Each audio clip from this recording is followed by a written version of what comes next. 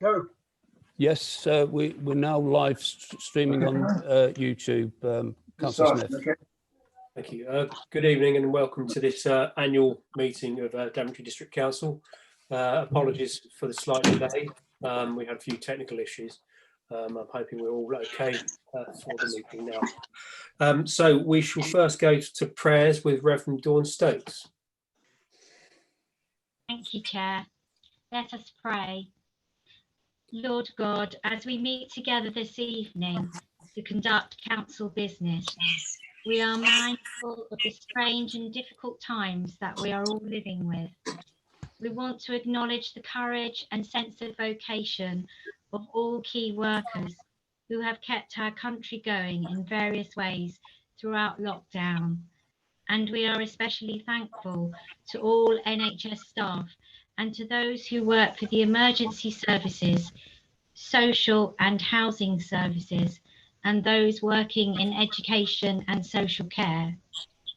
Fill each of us with a renewed sense of vocation as we seek to serve the people of Daventry through the instrument of local government. We give thanks for our outgoing chair, David Smith, for his leadership and guidance, and we pray for the newly appointed chair. We ask that they would seek your wisdom as they lead this council over the next year. Give to each member of this council the gifts of wisdom, compassion, and a sense of social justice, that they may all serve this community to the best of their abilities. Help us all to listen well to one another this evening and be with us in all our deliberations and decisions. Amen. Amen. Thank you, Reverend Stokes. Okay, so we'll move on to agenda item 3, so the election of the chairman, the new chair. I'd like to invite Councillor Longley. Yes, thank you, Chair. Over the many years that have gone by, Councillor Chris Miller has served Daventry in an excellent manner. And although he's stepping down, much to my personal disappointment, because I think he's been a bit of a star, it's his last year, and I would be very keen to propose him as chair for this coming year. Thank you, Councillor. Do you have a seconder? Chair, I'm the seconder. Councillor Colin Morgan, I'd like to say a word, please. Thank you, Councillor Morgan. Please do. Thank you. I fully support the proposal for Councillor Miller to be the chair of the District Council. It's, as we know, it's interesting times. I think I'd really like to have the honour for Councillor Miller to be our chair, not least because he's been our leader, I think, since the last plague that was brought to us back in the Middle Ages. And I think it's a very fitting but unfortunate last year of the District Council to have such a great man lead us, and fully support him, and it'd be great to give him the support for the chair for the coming year. Thank you, Chair. Thank you, Councillor Morgan. Okay, so do we have any other nominations? Okay, so we have no other nominations, so we'll put that to the vote.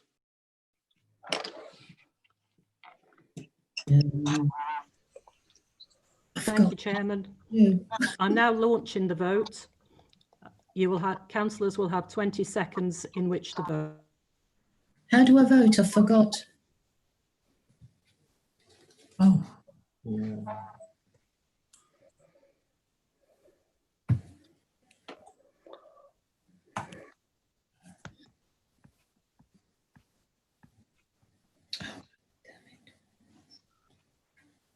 He's on.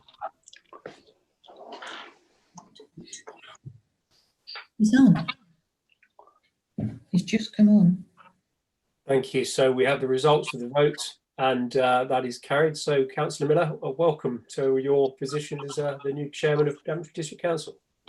Thank you very much indeed. Thank you.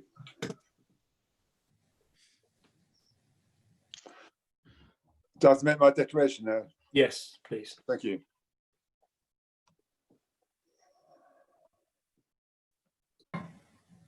Won't be a second, sorry.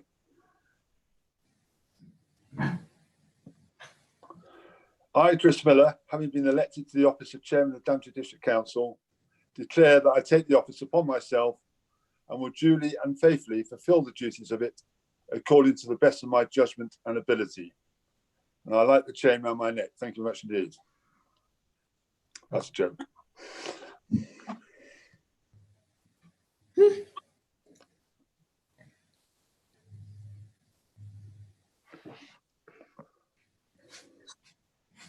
Thank you, Chairman, sir. the opportunity is now for you to make your inaugural speech. Thank you indeed, Tony.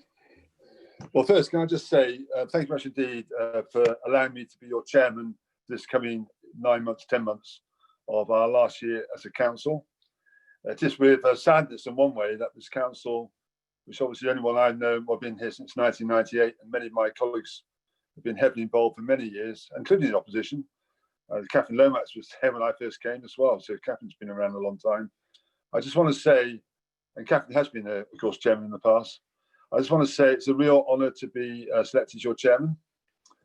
I will say a few words about my two charities I'm supporting this year. And I just like to say also that, just bear with me a second, please, sorry. I'm getting used to Zoom, but if I was in the chair with papers around, it'd be a lot easier. But I just want to say, bear with me a second. Right, had a few words to say. Apparently, I'm the 48th chairman of Daventry District Council. In fact, I only learnt today. It's a bit like the President's USA, in a sense, but not quite the same. And the final member to hold the post, obviously, before we actually get replaced by the West Northamptonshire Council next year. I was originally due to become DDC's chairman back in 2000. In fact, 1999, I was the vice chairman of the council. And but as you know, I became leader in end of August 99, and therefore I couldn't be vice chair or chairman whilst I'm leader. And I didn't expect to be leader as long as I was. So a guy called Graham Morritt, some of you will know Graham, took over as the vice chair that year, and Graham was the chairman of this council back in 2000, the Millennium chairman. I spoke to Graham today, actually. I haven't spoken to him for a number of years, and he's fitting well along with his wife Jan, so it's nice to know that. So anyway, that's the history, because actually I was due to be chairman then, but I'm now chairman. I had to wait a long time, but I've seen a number of chairmen go through in my years as leader, and all of them have done an exceptional job in different ways. It's a non-political role, of course, a civic role, and I'll make sure I chair the meetings in that way, and allow everyone to have their say, and obviously only will interrupt if people are going on too long. I always ask for brevity where possible and focus on what people are saying. And I recently chaired the West Northampton Shadow meeting, Shadow Authority meeting, where we had over 120 people logged in. And that worked well when people actually sort of stuck to those sort of principles of trying to be, not repeating themselves, and also, in a succinct way, making their points. And it worked quite well, I believe. I was first elected in 1998 and now represent Long Buckby Ward. Originally, I represented Guilsborough and 4 other villages. Then it became Guilsborough and West Haddon in 99. And then I think it was 2012, I actually joined Steve in Long Buckby as the Long Buckby Ward. And that's where I've been ever since. It is it's a civic role. I'm used to being a political leader, so it's going to be quite a change for me. It's quite nice, actually, because Councillor Auger does all the work now behind the scenes, not me. I'm doing the nice bit by chairing meetings and allowing him to get on with the business of actually running the council through the executive team at Daventry. I just want to say that when I became a councillor, and I never really thought about it becoming a councillor until I became one, it's one of those things that happened. And I never really, I have to say it's been a real privilege to have led the council for so long, but also it's a real privilege now to be chairman as the number one citizen of the district, as they like to call it, and my partner Denise will be my consort.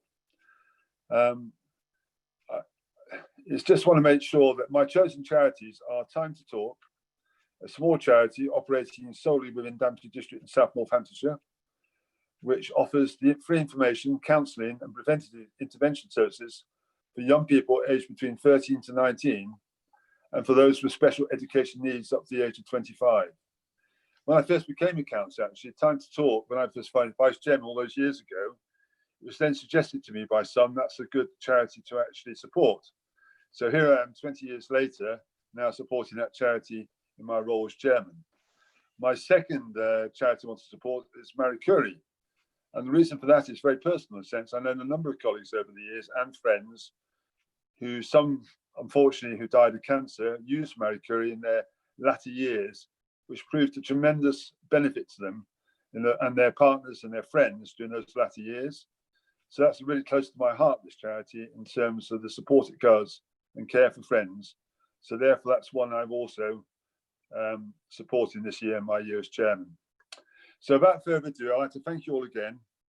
And I'll be looking forward to getting on the meeting now. And thank you much indeed. So now turn to the agenda again, if I may. Thank you.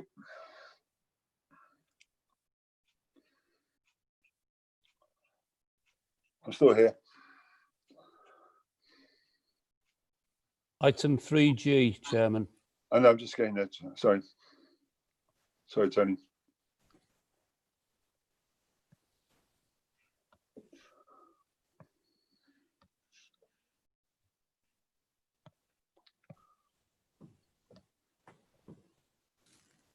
Sorry, one second.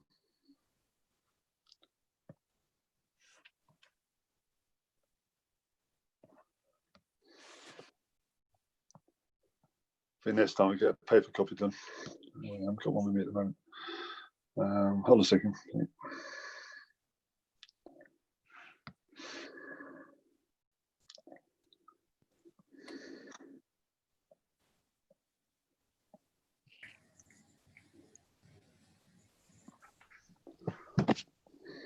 What's the item, Tony? Sorry, 3G. Item 3G. Yeah, what is it? Sorry. Vote of thanks for the former chairman. Yeah, both thanks to the former chairman. Thank you. I believe that's is that David James? No, it's me. Oh, sorry, Steve Osborne, Councillor Osborne. Doing well so far. Thank you. Thank you, Chairman. It's my pleasure to actually propose a vote of thanks to David. It's not a very easy job. It looks very easy just sitting at the top table saying who can speak next on virtual meetings, but you have to go out quite a few times a week during the year with your wife and go to places, not drink too much wine. It's very, very difficult.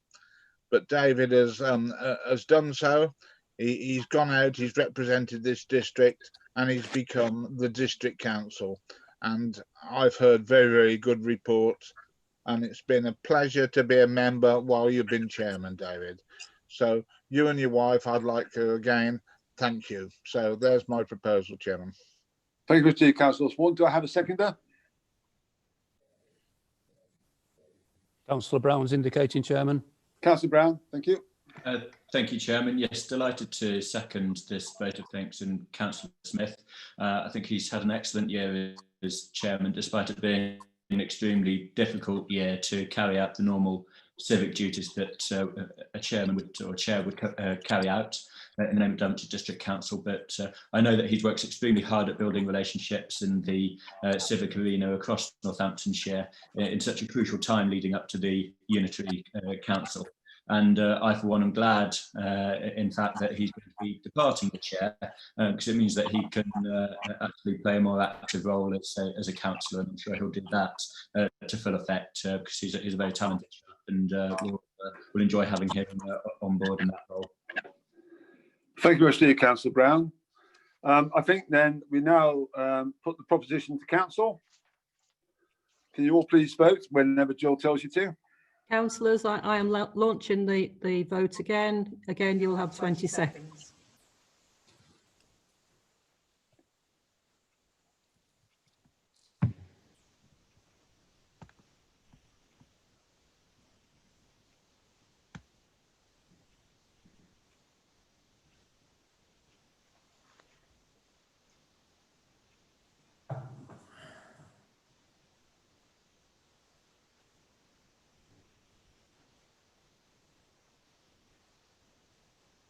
Okay, so that vote's carried. Thank you very much indeed. Can we now the former chairman will reply to the vote of thanks. Councillor Smith. Thank you, Chair. Well, what can I say? Very interesting year. Came to a close in somewhat different circumstances than I think any one of us would have ever expected. But I thank you all for your confidence in me and allowing me to be your chairman for the year. It's been a real honour, something I never ever expected to happen to me. Anybody, if you ever get the opportunity, as you may not wish to want or wish to do it, go for it, because it is very, very rewarding. And certainly, as Councillor Brown referenced, it's been of enormous help meeting so many other councillors from across the county and further afield as well. If I do get elected next year, I can definitely say that it would have helped me enormously. I will be brief. So a special mention to my wife. Thank you for supporting me through somewhat challenging different situations over the year. I think overall she's enjoyed it. Sadly, she's not here to say otherwise. Thank goodness. Just a quick one reference Time to Talk, my charity. We managed to raise £1,487.37 for a very good cause, and it's with enormous. I'm enormously proud that Councillor Miller has decided to have Time to Talk once more as one of his charities. They do brilliant work. So yeah, Chris or Councillor Miller, thank you so much. That's it. I shall draw a close now. Thank you all so much, and see you all soon. Thank you. Thank you, Councillor Smith. Councillor Morgan, your hand's up. Is there something you want to say? Yes, thank you, Chair. It was only a quick question I wanted to ask. I think before we took the first vote, I think there were a couple of puzzled councillors, and I wanted to make absolutely sure if when the next vote comes, that everybody's clear. I think perhaps the numbers added up anyway, but to make sure everybody's, obviously finding the right location on their screen, it pops up anyway, but also clicking the submit button. That was all, Chair. But simply a bit of housekeeping. Thank you. Well, I did notice the vote. It's quite a large vote, so I think most people had actually voted. Jill might be able to confirm that. Oh, Jill? I'll take it. Chairman. Okay. Chairman, right then. Sorry, Chairman, if I can just respond to the question on the voting. We're not able to display the absolute numbers, unfortunately, because of the software. But we can see that there are significant numbers voting, and the voting thus far has been quite a clear majority. I think that's fine. I wasn't no question on that. Simply to make sure everybody comprehended the concept on the system. Thank you. Thanks, Colin. Can you drop your hand down, please? Sorry, just to go on a second. We have agreed that we've got a roll call arrangement in place to fall back on if we believe the vote is very close, and we need to be absolutely certain. That's right. Thank you, Tony. Thanks for that. Thank you. Colin, Councillor Morgan, can you please drop your hand now? Lower your hand. Thank you. Very ironic if I said I didn't know how to do it, having said that though. Just done it there. Well done. I know I am. Okay. Right. Thank you. We move on to item 4 now, appointments of vice chairman. So can I have any nominations, please? Yes, Chairman, thank you. I would like to nominate for the position of Vice Chairman a councillor who has already been Vice Chairman last year. It must be a glutton for punishment, and that's Councillor Mike Warren. And I'd just like to say a few words, if I may. Councillor Warren has been a member of this council for 17 years, which is a long time. He's a very experienced councillor and has done a marvellous job in looking after the interests of Moulton, particularly as Moulton has been under attack for some considerable time from speculative development. And I praise him for that. But most importantly for me, he has been a very good friend to me whilst I've been on the council, and a particularly valuable friend when both my wife and I confronted the dreaded cancer 2 or 3 years ago. And I was very grateful to talk to him in the members' room before me. And I'm really grateful to him for that. I do hope that he has a little bit of luck as chairman that I had. And that is when I became vice chairman, rather, of the council a few years ago. I was very fortunate enough to be invited to a dinner dance at Wellingborough. And it was one of the best occasions I've had for many, many years. And even better still, the chairman at the time paid for my tickets. So I do hope that Mike Warren gets a freebie like I did too. I know he's going to do a good job as vice chairman because he's a marvellous ambassador for this council.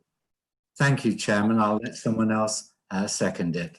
Thank you, Mr. Councillor James. I think it's Councillor Hills. Yes, thank you, Councillor Miller. Just a few words. Members, I really am very happy to second the proposal for Councillor Mike Warren as Vice Chairman for the year 2021. I'm particularly glad just now that I got the name Mike right, because several times I made the mistake of calling him Frank. This is after Frank Warren, the boxing promoter and the owner of Leyton Orient Football Club, but I got it right. What I'd like to say is that Councillor Warren did a very capable and a good job, not only as a member of the council, but as vice chairman last year. And I have no doubt he will do the same over the next few months before Unitary comes into force. It's a great pleasure for me to be able to second this proposal. Thank you, Chairman. Thank you, Mr. Councillor Hills. Councillor Matty, do you want to speak? Yes, please. Just a point of order, if I may. I'm getting feedback. I'm sure everyone's getting feedback, and I wondered if we could please ask everybody to mute that is not speaking so that we don't get that feedback. Tony, can you guys please? Tony Gillett.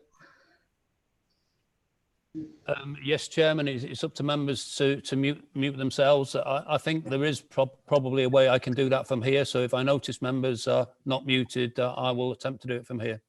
Thank you, Tony. Thank you much indeed. Thanks for that point, Peter. Right. Are there any other nominations for Vice Chairman?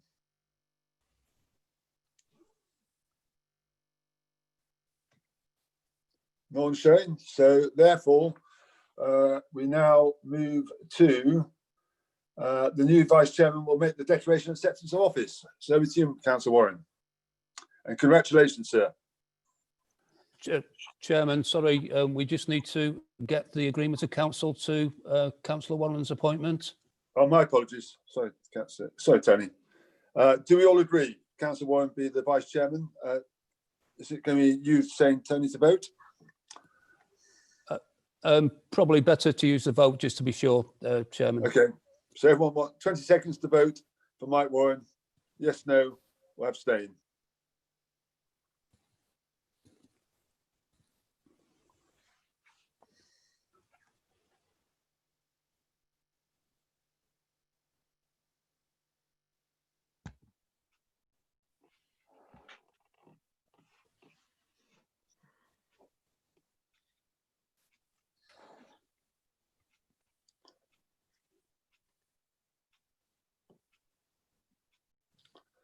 Well, that's a very clear majority in favour of Mike Warren being our Vice Chairman for the coming year. So congratulations, Councillor Warren, as Vice Chairman again. And I now ask you if you could to read out your declaration of acceptance of office. Thank you, Chair. I, Mike Warren, having been elected to the office of Vice Chairman of Daventry District Council, declare that I take the office upon myself and will duly and faithfully fulfil the duties of it according to the best of my judgment and ability. Thank you. Thank you, Councillor Warren. Thank you much indeed. So you're now duly imposed as Vice Chairman again. I did try and persuade you to be Chairman. You weren't going to have it, were you? Okay, announcement of group leaders and deputy group leaders. As shown on the papers, are you all in agreement? Can you please show your hands if you're in agreement? Chairman, yes. Sorry to interrupt. That's just for noting. That's just for noting. My apologies, Tony. You're quite right. Just for noting. We now move on to constitution of committees. Item 6. Chairman, would you like me to lead on this? If you could do, please. Thank you, Tony. Yes, members, the schedule is in your papers, and we are inviting a proposer and a seconder to seek council's approval. That's on pages 7 and 8 of your papers. Do I have a proposer?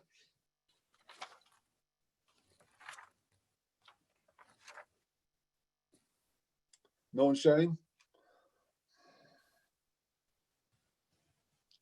Yes, Councillor Morgan, seconded by Councillor Brown. Do we all agree? Agreed. Do we need to vote on that, Tony? Yes, please, Chairman. Thank you. Can you please vote next 20 seconds?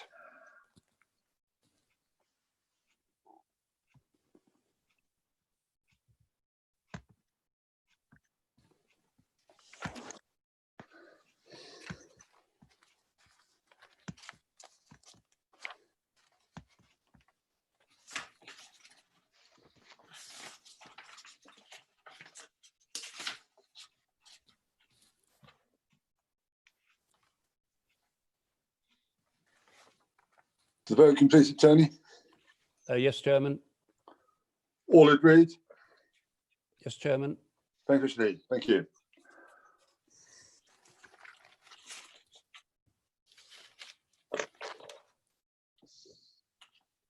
I just want to remind members that as a host and also chairman, I do not have a vote.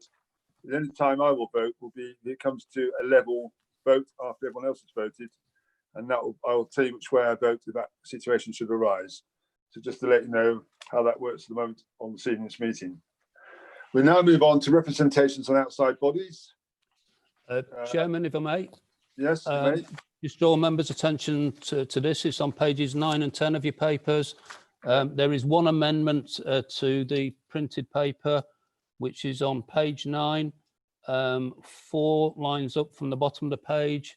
It's a representative for East Midlands Council, and the proposed representative is Councillor Richard Auger. So with that amendment, Chairman, it's there for members to consider.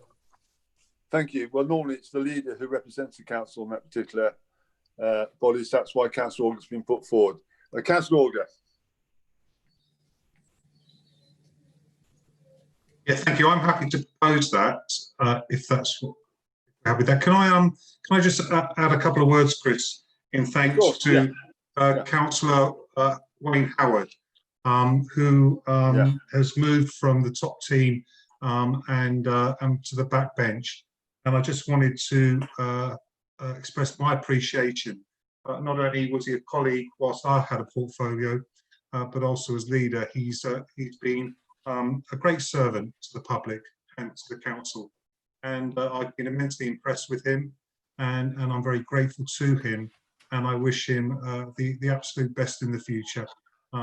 He is a most impressive individual, Chair, and we will miss him and miss his counsel and miss his presence. So thank you. So I've not only proposed the committees, etc., but I also give my great thanks to Wayne. Thank you. Thank you, Councillor Auger. I also like to add my thanks as leader for so many years when Councillor Howard was in the top team at Daventry. He grew into that role over many years and he made a big difference. So I also like to thank Councillor Wayne Howard for his wonderful efforts in that portfolio over many years and being part of the top team over those years as well. So like yourself, he's been a great servant, public servant, and also has been extremely balanced in his considered views. And I'd like to thank him as well. Thank you for that, Councillor Auger. Can we now move on to representatives and outside bodies? We've done that, haven't we? Sorry, my apologies. Chairman, you've had a proposer for that. You need a seconder. Do I have a seconder, please? Happy to second that, Councillor Miller. You're seconding it, are you? Thank you. Yeah. Councillor Ritchie. Yeah, thank you, Chair. Just a couple of small points. At the bottom of page 9, the Local Government Association General Assembly, I was very happy to have the opportunity go to the General Assembly. Well, I don't think there's much point in going to the General Assembly unless you actually go to the conference as well. Yeah. I'm not even sure that there is going to be another conference in the lifetime of Daventry District Council, given COVID. But if there is, I would have thought that the logic would be that that if the leader of the council is in a position to go and perhaps learn a little bit more about how some more experienced and better councils do some of these things, then I think that would be, you know, that would make a lot of sense. But I just pointed out as something that you might want to, you know, to think about changing. Well, I think I'll hand over to Councillor Auger. Thank you. Thank you. Councillor Ritchie, you say you don't want to serve on there.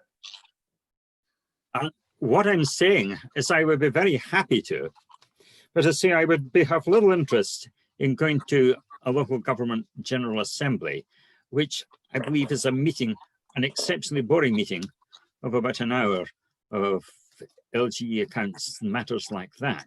The LGE General Assembly, the LGE conference is something quite different. And I think that I ended up being the delegate last year because of it may well be a result of Councillor Miller being unable to get to the General Assembly. I can't remember the circumstances. I'm very, very happy to do it, but I would understand if the council felt that this was an event and a conference of such importance for the council and those who are leading the council to actually learn from what is happening elsewhere in the country. I would have thought that this was something that that the leader would normally be expected to go to. Okay. Can I just confirm the leader has always attended that conference when I've been leader, but last year we did allow you to go, Councillor Ritchie, on the assembly, and I understood the reasons why you felt that wasn't probably just, you couldn't justify that alone, which is why you stayed for the conference. And of course, the next LGA conference next year will be the West North Hants Unitary. So I would suggest it's not really relevant for the debate tonight. I'll hand over to Richard Org if he wants to add to that. No. If it's not relevant, then I don't know what we're debating for, to be honest. But I appreciate Councillor Ritchie's point. Thank you. Thank you. Chairman, the Chief Exec wants to speak, and also Councillor Dabbs. Thank you, Steve. I'll do Councillor Dabbs. There we go. Thank you, Chair. Item 7B, I'm just interested, I know it's a recommendation that members supply a report, but I'd just be interesting, since I don't recall seeing that many. There are some notable exceptions to that and some very full and fine reporting provided by certain members. I'm not going to name them. But is it possible to detail who hasn't submitted a report? Because I might just want to ask a question as to why certain members haven't submitted reports. You know, it's just something that can be put in email form. Okay, Councillor Dabbs, that can be left outside this meeting, so that point's been noted. Councillor Ritchie? Yeah, a couple of small points, Chair. Thanks. Part of the way down page 10, there is a parking adjudication joint committee. I haven't made a report on this. I haven't got the foggiest idea what it is. Okay, well, thanks for representing us on it anyway. Can I also, when I'm speaking, just say that I did circulate a short, fairly brief report recently on the Regional Migration Board, which I don't actually see is listed here. It may be because it's decided this is not actually a body of a great deal of relevance to Daventry District, given that most of the work is in the social care and children's services field. But I just feel that it's one of these bodies that that Daventry should be showing a supportive interest in. Well, I think to be fair, Councillor, which we have done, and I mean, it's part of East Midlands Councils, of course, and that's what Councillor Org is now going to be representing the council on. But again, we're only here till next April, so I think the point you raised is an important one when you go into the unitary in particular, that becomes far more relevant to that council. Chief Executive, do you want to speak, sir? Just briefly, in response to what Councillor Ritchie said, this year's LGA conference was cancelled, as most conferences have been, but there were some online webinar events that the LGA put on instead. So actually, you've covered the point. The next physical LGA conference won't be until next year when we've gone. Thank you. Okay, so can we go to the vote on the reps and outside bodies, please? I am now launching the poll. Councillors, you will have 20 seconds to vote. Thank you, Jill.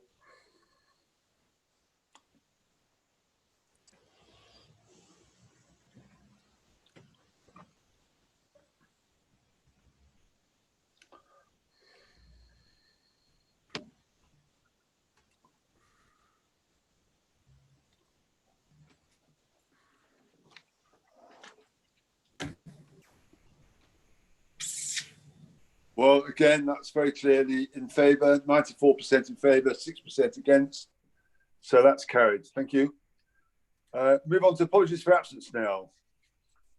Jill?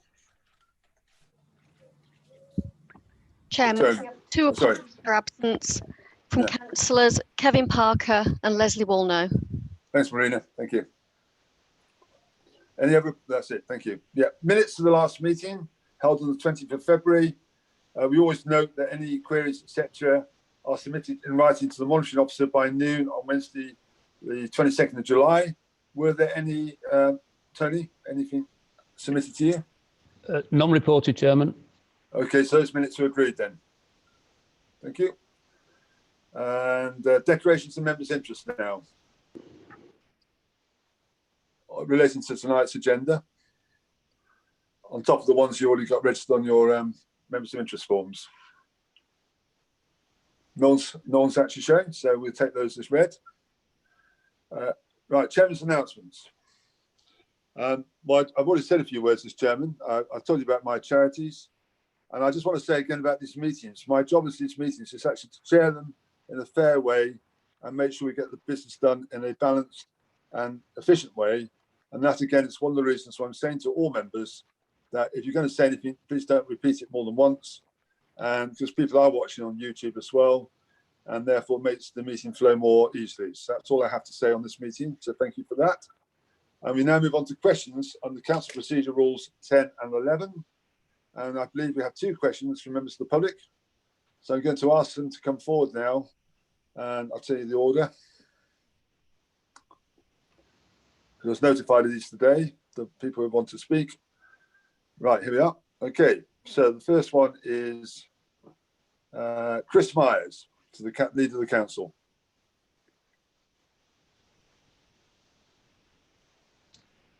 Is Chris Myers logged in?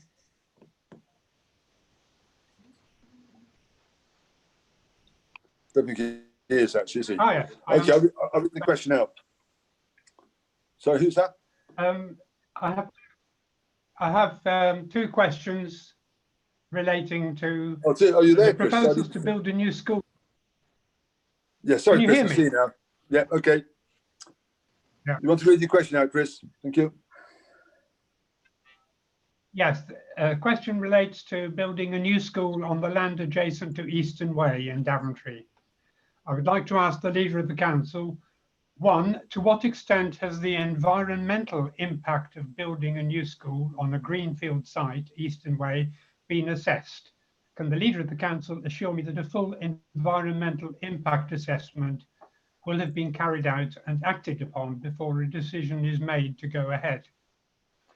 And the second question, can the Leader of the Council assure us that the requirements for the construction of a new building and associated works meet the very highest standards, not just the minimum standards, with regard to the use of sustainable materials and achieving zero carbon energy production through insulation and no use of carbon fuels or of electricity generated by carbon fuels? Thank you, Chris Myers. Thank you for that. Leader of the Council to respond. Thank you, Chair, and thank you, Mr. Myers, for your question. The site in question is allocated in the Settlements and Countryside Local Plan under Policy EC3 or Mixed Urban Development. That plan was subject to a strategic environmental assessment and found to be suitable by the planning inspector. If the school is permitted to be built in that location, will be subject to a planning application with all the usual checks and balances. The proposal for the new school will be considered by Council in October, and DDC will certainly be pushing for a high environmental standards. Thank you, Chair. Thank you, Leader. Another question now from Richard Holligan to the Leader of the Council, Mr. Holligan.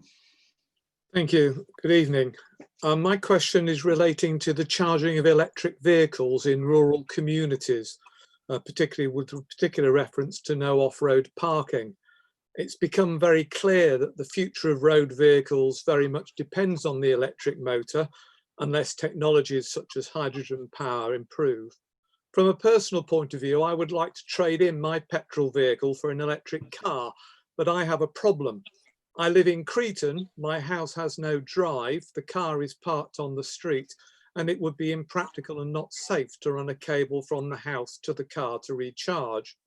I had thought that the answer may be a hybrid, but these are likely to be phased out as well. When the electric car becomes obligatory, there are 5 households currently equating to 9 cars on the high street in Cretan alone that have no off-road parking. There is no doubt a situation replicated in other villages.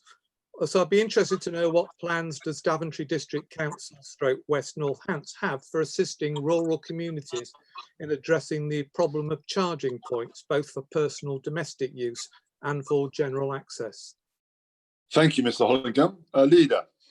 Thank you, Chair. And Chair, there have been some really interesting questions this evening. I'm really pleased, quite a wide variety. And I'd like to thank Mr. Hollingham for his question. To raise awareness and encourage take-up, the Council first installed free of charge charging points in 2013. We adopted our first electric vehicle charging point strategy in 2016. And further refinements were made to this in 2018, and the Council adopted its Climate Emergency Action Plan earlier this year in February 2020. Like you, we are keen to move to electric vehicles, and the government have recognised a key barrier to achieving this access are charging points. To overcome this barrier, the government have introduced the on-street residential charging point scheme to support local authorities in installing charging points for residents. You will see in the report later on tonight that there is a recommendation for grant funding to install 3 additional charging points in our district, but clearly an awful lot needs to be done. We recognise that the rate of charging point installations will need to be increased to support people like you, and we are exploring the options to work closely with major charging point provider to survey the district and identify further suitable locations for charging points. As part of our electric vehicle action plan, we continue to work with parishes across the district to identify suitable locations for our off-street charging points. The current grant funding available covers most of the setup costs, but it is very challenging to work up potential projects that tick all the boxes. We would suggest contacting your parish council to make them aware of your request for charging points in your village, to enable them to monitor demand and in turn work with us to identify suitable solutions. Thank you, Chair. Thank you, Mr. Deed. Thank you.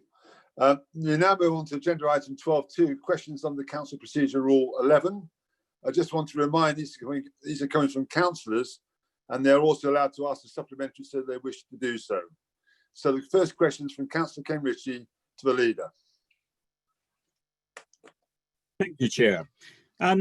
Is the Leader of the Council aware of the concerns of Middlemore residents over the safety of pedestrians using the footpath alongside the E361 underneath the reservoir? It's a narrow section of road in which large trucks must drive close to the curb. Is he aware that about 18 months ago, 672 people signed a petition asking for a safety barrier to prevent people inadvertently stepping onto the road and to avoid the danger of trucks mounting the pavement?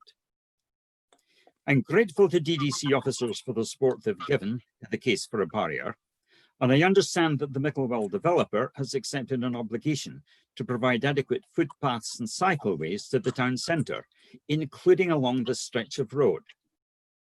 However, it appears that hopes for progress have been receding as a result of obstacles raised by the County Council. Will the leader of the council use his office to make the County Council aware of the importance of a barrier to protect people on this pavement? Leader. Yeah, thank you, Chair, and thank you, Councillor Ritchie. Councillor Ritchie knows of my previous employment, and road safety is really, really important to me. So I thank him, first of all, for acknowledging that officers from DDC have been highlighting these local concerns. And to be honest, I wasn't actually aware of that petition. It's not my patch, but I certainly am now. As I understand it, it's a little bit unfair to suggest NCC have raised obstacles at the present time, as there is no proposal from the developer for NCC to consider. And the accident data collected by the police shows that only one accident on that section between 2005 and 2019, that's sort of 14 years. And that one road traffic accident involved 3 vehicles and no pedestrians or cyclists were involved in that. That said, I understand that people feel unsafe, even where there is statistically low risk.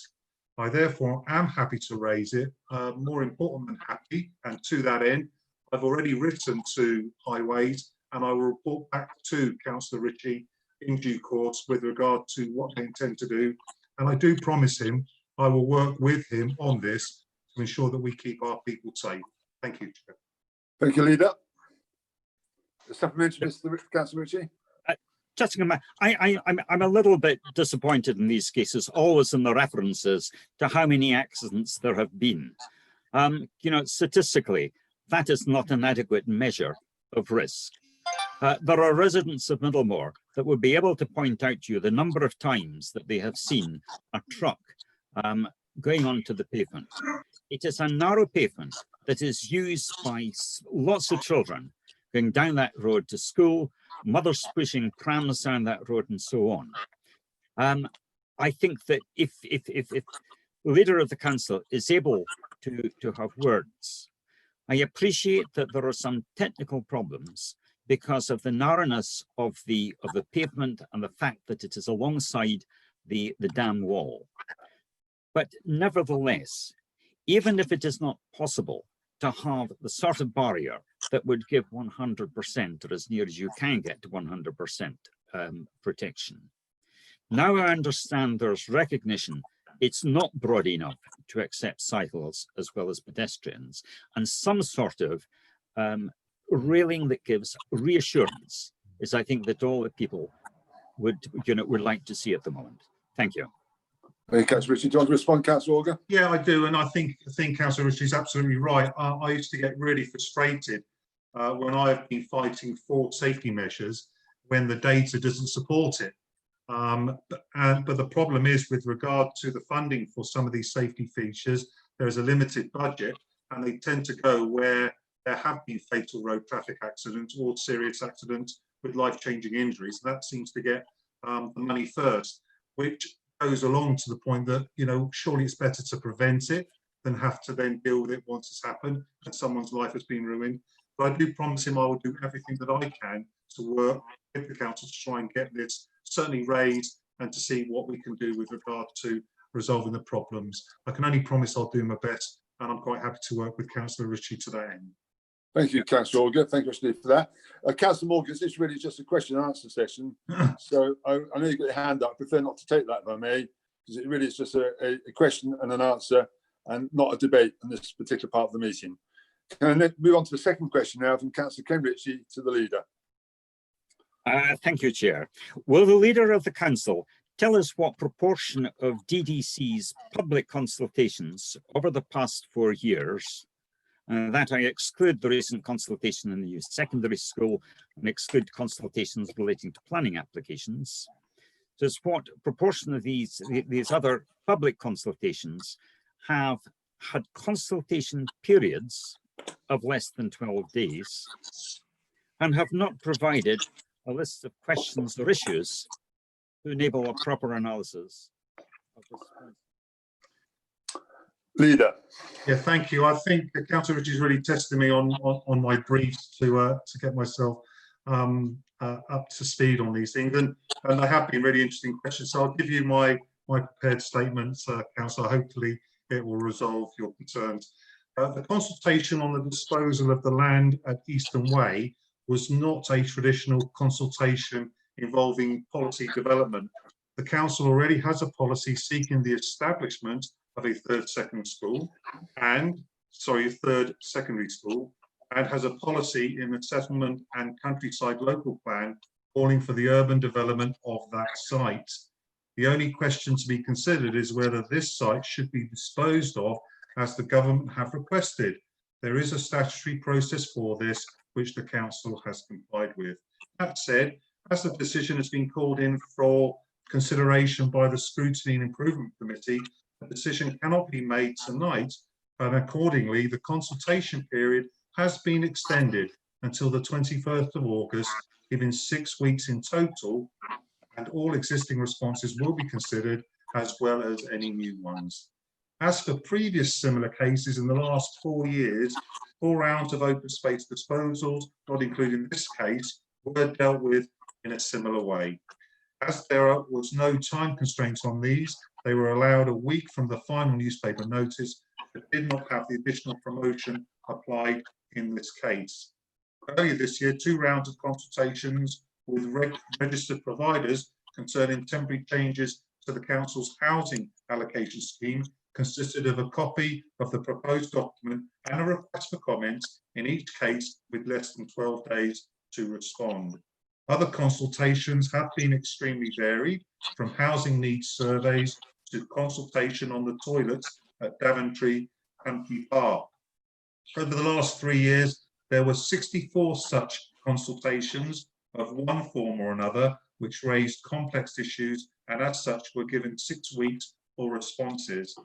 So as you see, what is an appropriate consultation style and period depends on what is being consulted on.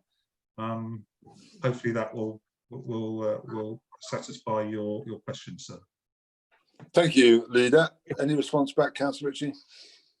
If I may, thanks, Chair. Yes, if I remain slightly concerned that the very short period of consultation, and without the normal guidance to the issues in which the consultation is based, without that, there is a big danger that many people who would even know about the consultation would be left with the impression that Daventry District Council couldn't really care very much about what local residents actually think. Whether or not that is the case, it is a perception that is given. Now, I would like to ask why it was left to the very last minute before the closing date for the consultation was changed. The call-in and the re-timetabling of the discussion happened at least a week before there was any change in the closing date for the consultation. And what's more, a trifling issue, but I know I have raised this on past consultations. Why have a consultation with a closing date at the end of a Friday afternoon when nobody is going to look at responses over the weekend? Why not change it to 9:30 on the following Monday morning? Councillor Ritchie, I think we've debated quite a lot about consultation. I'm not too sure we have the perfect model. And in fact, interestingly enough, there's consultation going on at Parkers with regard to a special provision they're providing for children with special needs. And they did a virtual one. And I was the only person actually to sign up for that. So it is a very, very difficult process to do. But I don't know whether there is an officer who can actually give some of the detail on the technical side with regard to when they close, etc., that can answer, or we can take it out of this forum and respond to you by written form. Chair, is there I think that'd be the best way, Councillor Orger. That'd be dealt with outside this meeting. And if you want officers to actually respond by email, that's fine. Could we do that? With regard to Councillor Ritchie's specifics, could we have a written response to him, please, with regard to his concerns? The officers have noted that. Okay, Yeah. thank you, Councillor Ritchie. Thank you, Councillor Orger. Thank you, Councillor Ritchie. Right, can we move on now to Councillor Dabbs? A question to the leader. Yes, thank you, Chair. My question to the leader also relates to the development of the school on Eastern Way, if I didn't make my question clear enough in the headings. Following the recent strategy group meeting on the 9th of July, I note that an opportunity was provided for the public to provide their views directly to the council. The closing date for this at the time of writing this question was the 21st of July, a mere 12 days after the strategy meeting. This is woefully short for a proper, meaningful consultation. Indeed, it suggests that the opinions of the public are not welcome and that this project, like a number of previous ones, UTC, Canal, is just being rushed through. You may accuse the opposition parties of being against any development, but with this and other projects, I would accuse this administration of aiming to make development at any cost. It would appear to be a constant objective for this administration to concrete over our valuable green space at any opportunity presenting itself. If you're not building something, you're not doing anything. My instincts are to oppose the development of a new school on Eastern Way, but I don't claim perfect knowledge or to always know what's in the mind of the public, our residents, those whom we represent. When I have an issue that affects my residents, I go out and ask. I find out the feelings, the arguments. I'm then prepared to push for those arguments, even if in conflict with my own. While it's good that the public have been asked for opinions, it's entirely disrespectful to allow only 12 days for responses, especially for anyone not without digital means and expertise. That all said, this question is based on the deadline already set and one which was presumably established to allow the comments to be reviewed before the original intent to have concluding votes this evening. Whether or not the deadline will have been moved by now, and I know it has been moved, can the leader please advise members of the nature of the comments made by the public as submitted by 5 p.m. on the 21st of July? How many are for and how many are against? Thank you, Councillor Dabbs. Leader. Yeah, thank you. Thank you, Councillor Dabbs, for your question. As mentioned in my response to Councillor Ritchie, the consultation deadline has been extended to the 21st of August. To ensure the integrity of the consultation process, consultation results are never revealed partway through a consultation. It's therefore not appropriate to discuss the responses received to date at this time. Members will be informed of the comments received after the consultation closes. I should also mention, as I did in the response to Councillor Ritchie, that the Council's policy, as set out in the Settlements and Countryside Local Plan, is to see this site developed. Disposing of the land to the Secretary of State for a school would actually result in less of it being built on than might otherwise have happened. Thank you, Leader. And a follow-up question, Councillor Dabbs?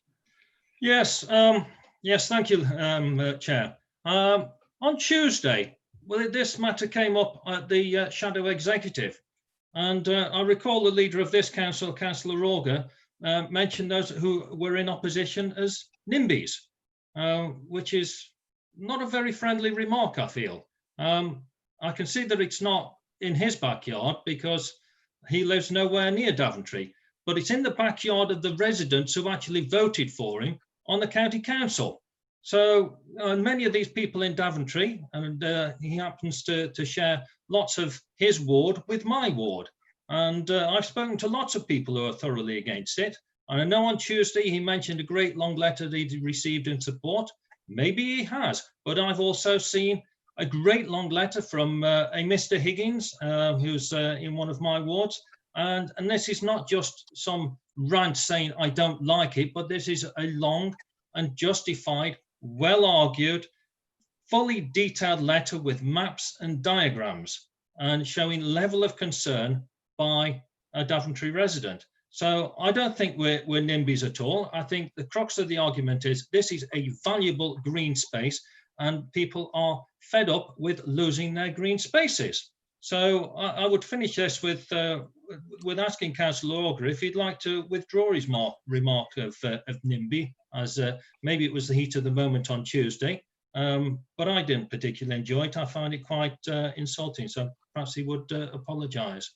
To be honest, I wouldn't want to offend anyone. I didn't come into politics to offend or play party politics like some councillors. But I just again would like to remind you that under the policy set out in the Settlements and Country Land Plan, our site is set for development. That is a fact, that's policy.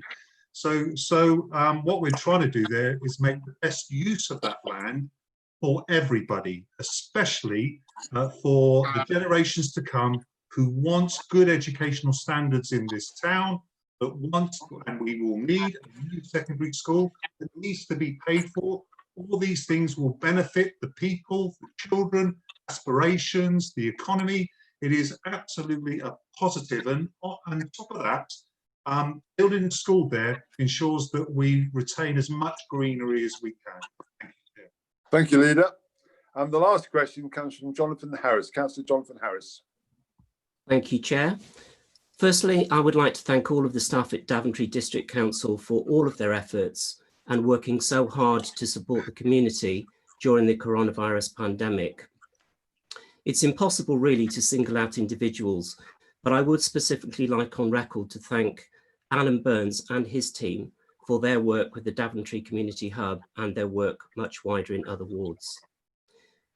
My question is, during the crisis, the government have awarded additional funds to local councils. Could the council leader confirm what funding has been received by Daventry District Council and how exactly these funds have been spent or allocated if they have not yet been spent? Leader. Yeah, thank you. Thank you, Councillor Harris. Again, really good questions. I'm going to give you a few figures, sir. So if you want this in written form, it might be more beneficial rather than write them down. So here we go. 1.02 million was used to offset the additional DDT costs that were imposed as a result of the COVID crisis, such as leisure services, homelessness, Mulberry Place, and other enabling work. And enabling work from home. It should be noted that we also expected a loss of income from fees and charges because of the rates and of council tax. And as a result, the total losses are expected to be in excess of the grants monies received. So Colin Morgan will be making a proposal for use of some of the grant later in the meeting, and this relates to the 250,000 of COVID money to go to Mulberry Place. So although we've had 1.02 million, I think eventually we will actually lose more than we were given to compensate us. But moving on, a new burdens grant of 0.130 million was given and received in relation to costs associated with administering the various business grant rates. 15.402 million was received for small business grant fund and retail hospitality and leisure grant fund, of which 14.47 million has been distributed. 0.693 million was received for the COVID business support grant, a local discretionary scheme, of which 0.688 million has been distributed. Funds remaining from these grants are expected to be returned to the government. The government's initial allocations were only the government's best estimate of the amounts businesses in the district would be entitled to. Finally, 0.394 million of a hardship funding. The government's strong expectation was that the billing authorities would provide all receipts of working age local council tax support during this financial year 2021, with a further reduction in their annual council tax bill of £150. And this is what the council has done with this funding. So it's all a bit sort of zeros, but I'm quite happy to send you that written reply by email Councillor Harris, if that would help. Will that go to all councillors, Councillor Olga? Yeah, I'm quite happy. I've given a public statement as to what it is, but if they would like the written form, I'm quite happy to send that out. Well, I think it's easy for them to digest. Yeah. Councillor Harris, do you want to come back? Yeah, just to comment, I would welcome that in writing. Thank you very much. I think it's very important that our residents understand what funding has been given and how it's been spent in detail. So yeah, sharing that will be very grateful. Thank you. What I'll do, Chair, if you're happy, I will get an official briefing on that, on the statement I made, out to councillor members within the next few days. So I'll get that organised. I will sort that out. I think that'd be very much appreciated. Thank you, Councillor Olga. Okay, so that finishes the questions on the Council Procedure Rules 10 and 11. We now move on to item 13, which is reports of committees. And these are only there for information purposes only of the minutes of the mentioned committees, which you got before you. So that's just there. So we now move on to recommendation of committees, item 14, which is on page 95 and 100 of your papers. So you get those ready, we can go through those. Stepping mine through now.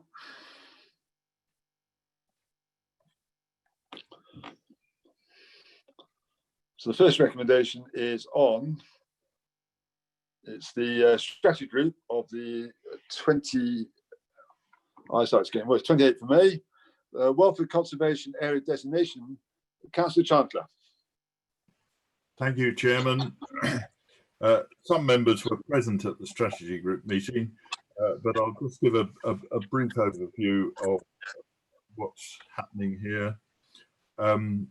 We do have an obligation under legislation to consider and review conservation areas and propose new ones. Welford Conservation Area Appraisal and Management Plan was presented at a public exhibition in Welford in September last year, and then that was followed by a 6-week public consultation.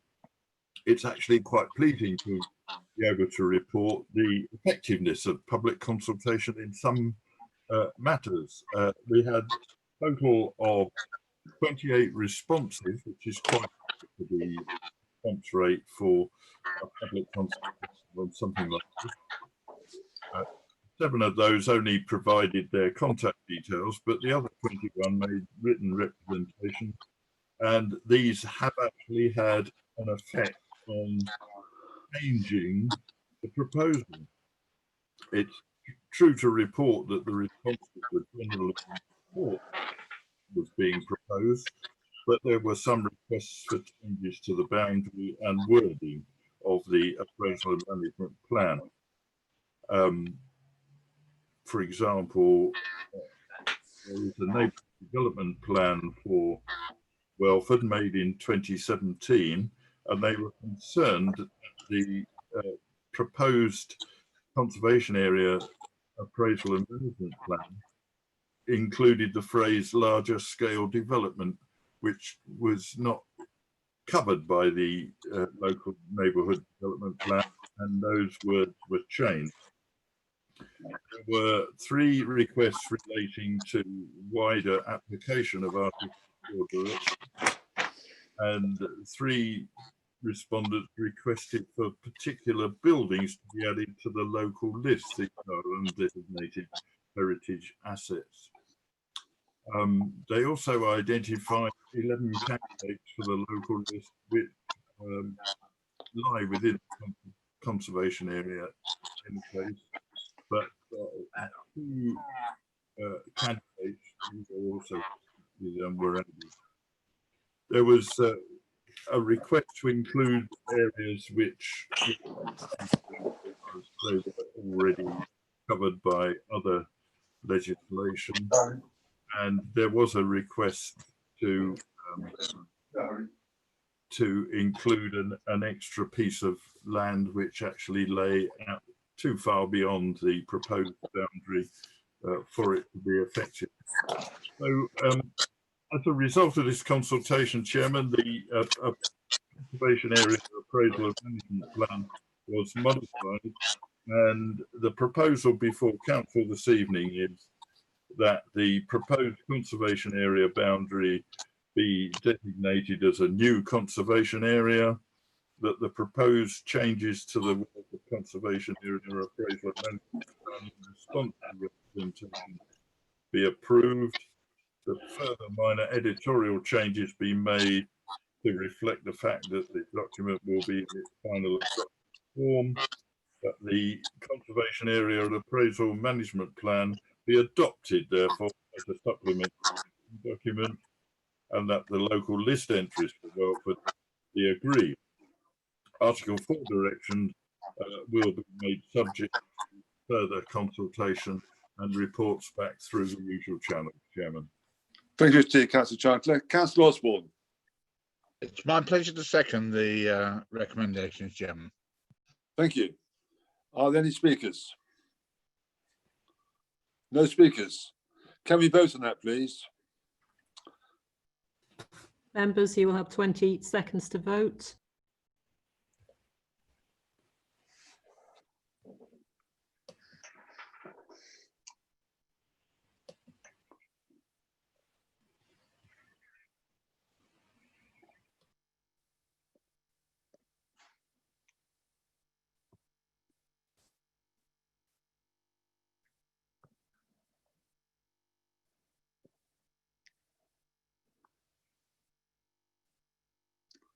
Yeah, clear majority in favour, so that's carried. Thank you. Thank you, Councillor Chancellor. We move on now to the temporary accommodation policy, which is Councillor Cribbin. Thank you, Chairman.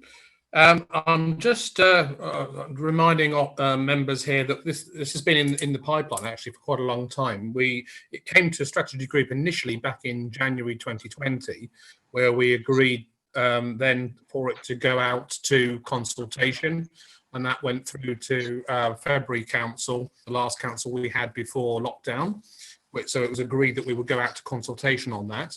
The consultation concluded, and back in on the 28th of May strategy group, it was presented to members at that point. Just a bit of background so members can remind themselves of what this is all about. This has been in pipeline for quite a long time. It's a temporary accommodation policy. It's a policy that was put into, we're proposing to put into place, which largely just puts into writing the good practice that the officers are doing in respect of how they allocate temporary accommodation to people looking for people who are homeless and need some temporary accommodation. Now, the majority of the policy is talking about how we go about that, how we ensure that people are tried to be housed in temporary accommodation close to where they have connections, close to where their jobs are, and close to where children that may have go to school, etc. So members may well have actually looked at that policy when it was going through the consultation period.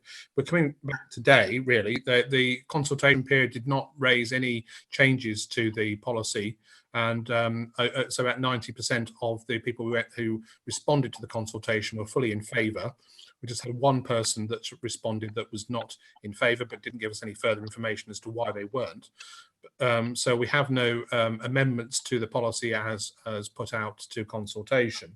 So for tonight's purposes, I'm proposing that that minor editorial changes are made to the temporary draft accommodation policy, including to reflect the fact that the document would be put in its final adopted form, and number two, that the temporary accommodation policy 2020 revised as per above is adopted. And I'll put that to the meeting tonight. Thank you, Councillor Cribbin. Councillor Warren. Thank you, Chair. I'd very much like to second this recommendation. Thank you, Councillor Warren. Anyone want to speak? One member said to me on the last item they want to speak, but no hand came up. So it's very important you put your hand up. Okay, so we go to the vote now, Joe, if you can, please.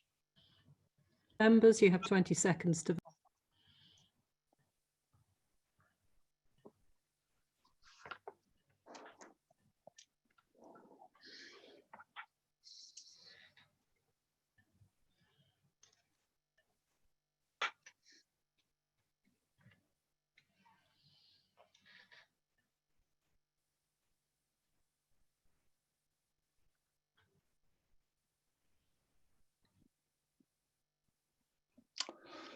Yes, again, a very firm in favour. So that's been approved, recommendations 1 and 2. Thank you, Councillor Criven and Councillor Warren. Councillor Irving Swift, you missed me last time. You didn't put your hand up on the first item. Yes, well, it was because we were speaking about Welford, and just to, it's my division, my ward, and also the leader and the parish of Welford is very happy indeed to have been recognized in all that.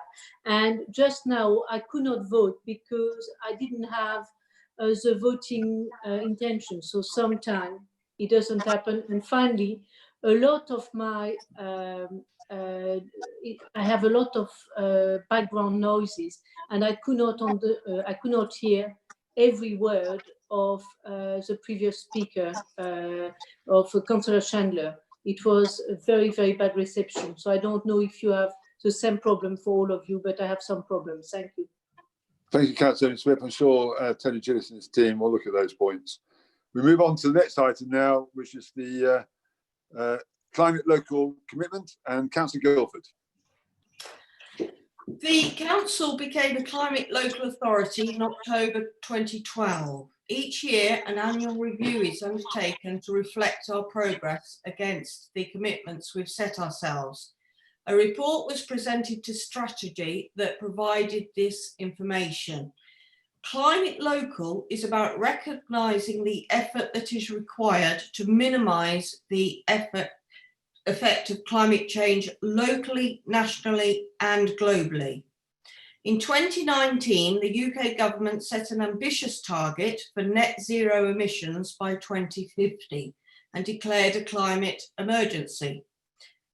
As mentioned earlier, DDC officially declared a climate emergency in February 2020 in recognition of the effort that is needed to reach net zero emissions. A climate emergency plan has been developed, which builds on our previous commitments. The implications of the Climate Local report are listed within the council papers. I can highlight there are no financial or personal impacts. In relation to environmental impacts, the Climate Local commitment supports the council's investors in the environment certification, the measures and targets of the environmental goals, and more recently, the climate emergency declaration. This is an annual report that I present each year. We are a green authority with one of our priorities being to protect and enhance our environment. I therefore ask members to approve the Climate Local review.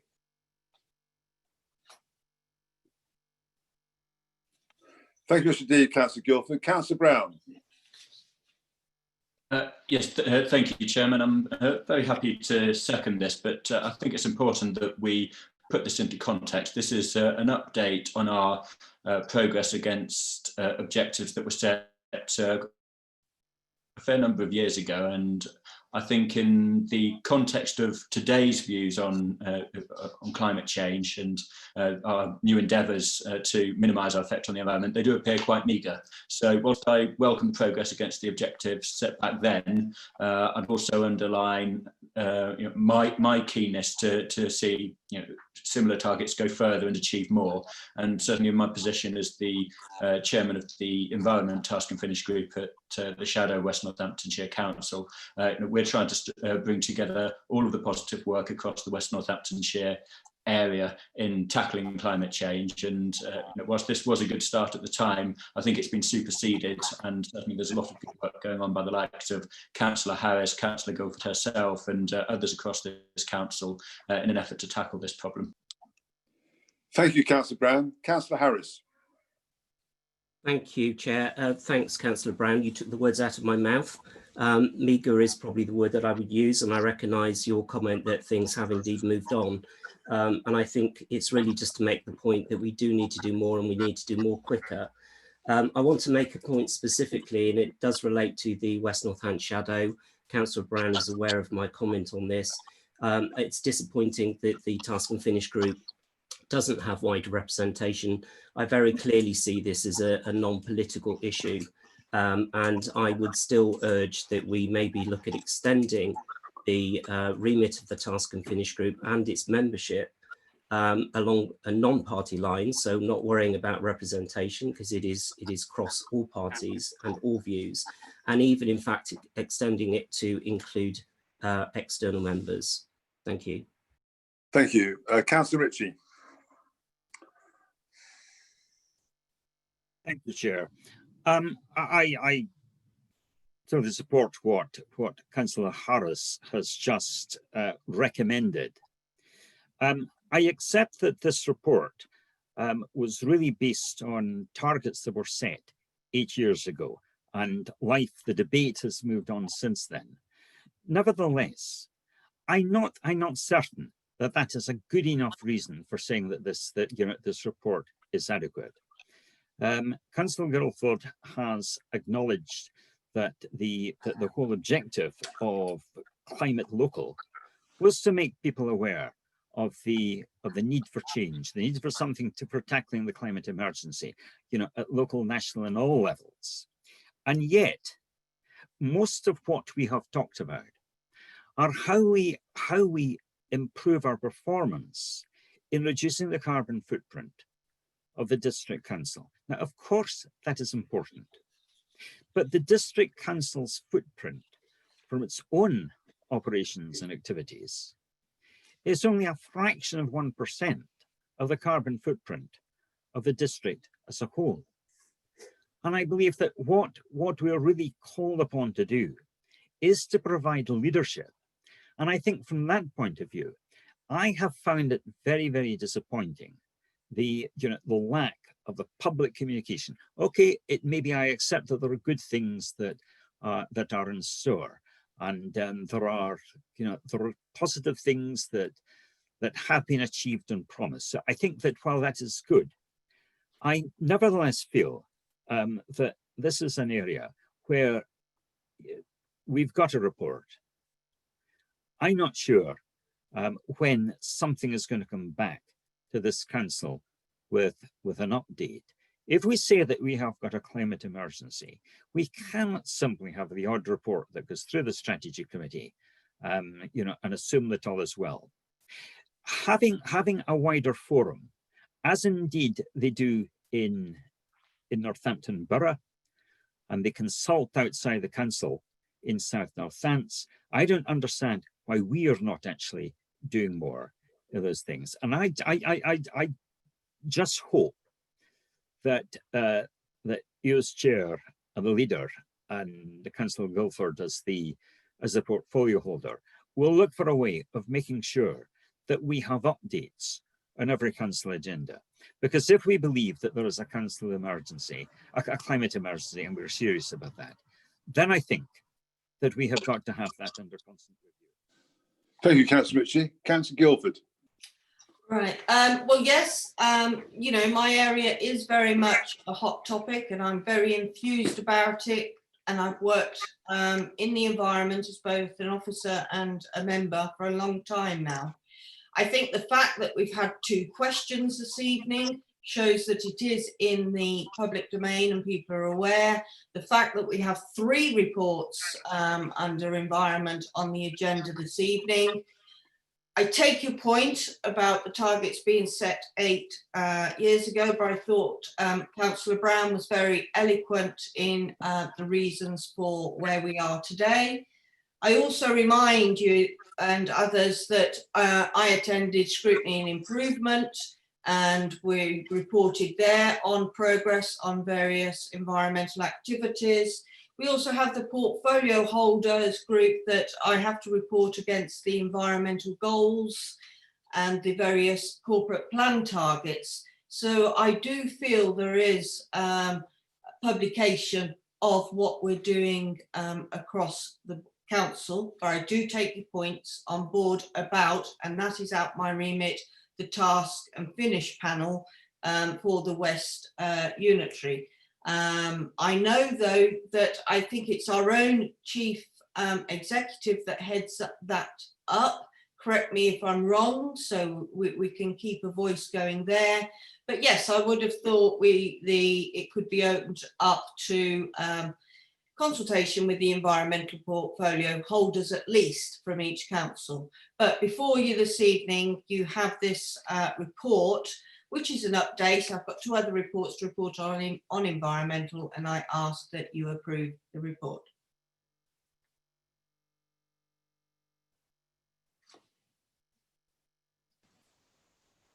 You're muted, Chairman. Sorry, can we now please move to the vote, Jill, please? Members, you will have 20 seconds to vote.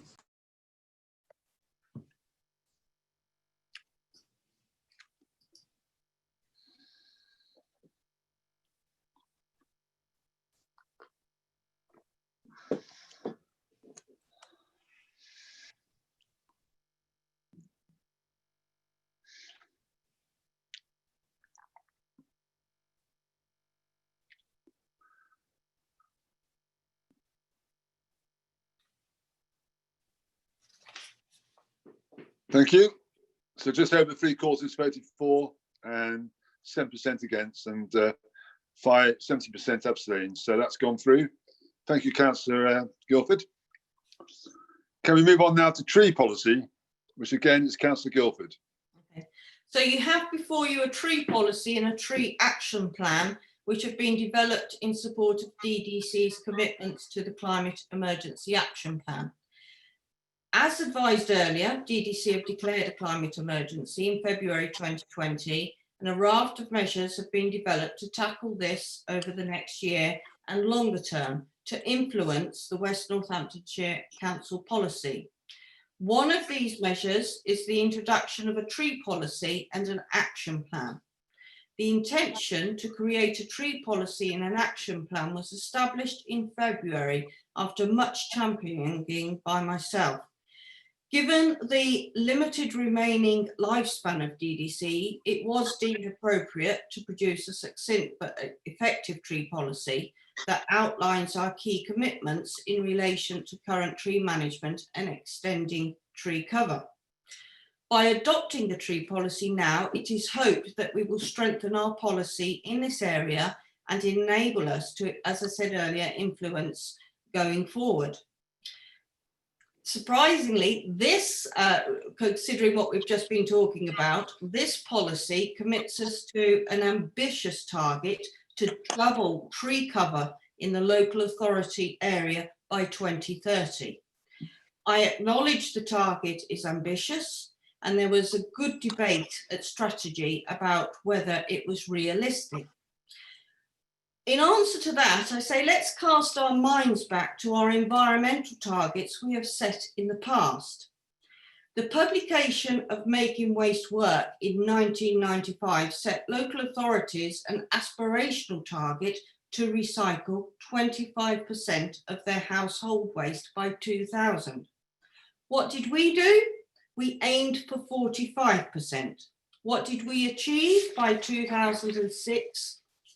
46%. In order to meet the ambitious tree planting target, it will be necessary to influence others as council-owned land is not sufficient. The current tree coverage in the district is about 5%. The policy aims to provide guidance to both community groups and landowners in the district who are interested in planting trees, and I'm liaising with a couple of local businesses with a view to significant tree planting initiatives. The implications of the policy are listed within the council papers, and again, there's no financial or personal impacts. In relation to environmental impacts, as per the previous paper, this policy supports our green credentials, and it is in answer again, what is this authority doing about trying to meet our environmental targets? I therefore ask approval for the proposed tree policy and tree action plan before you.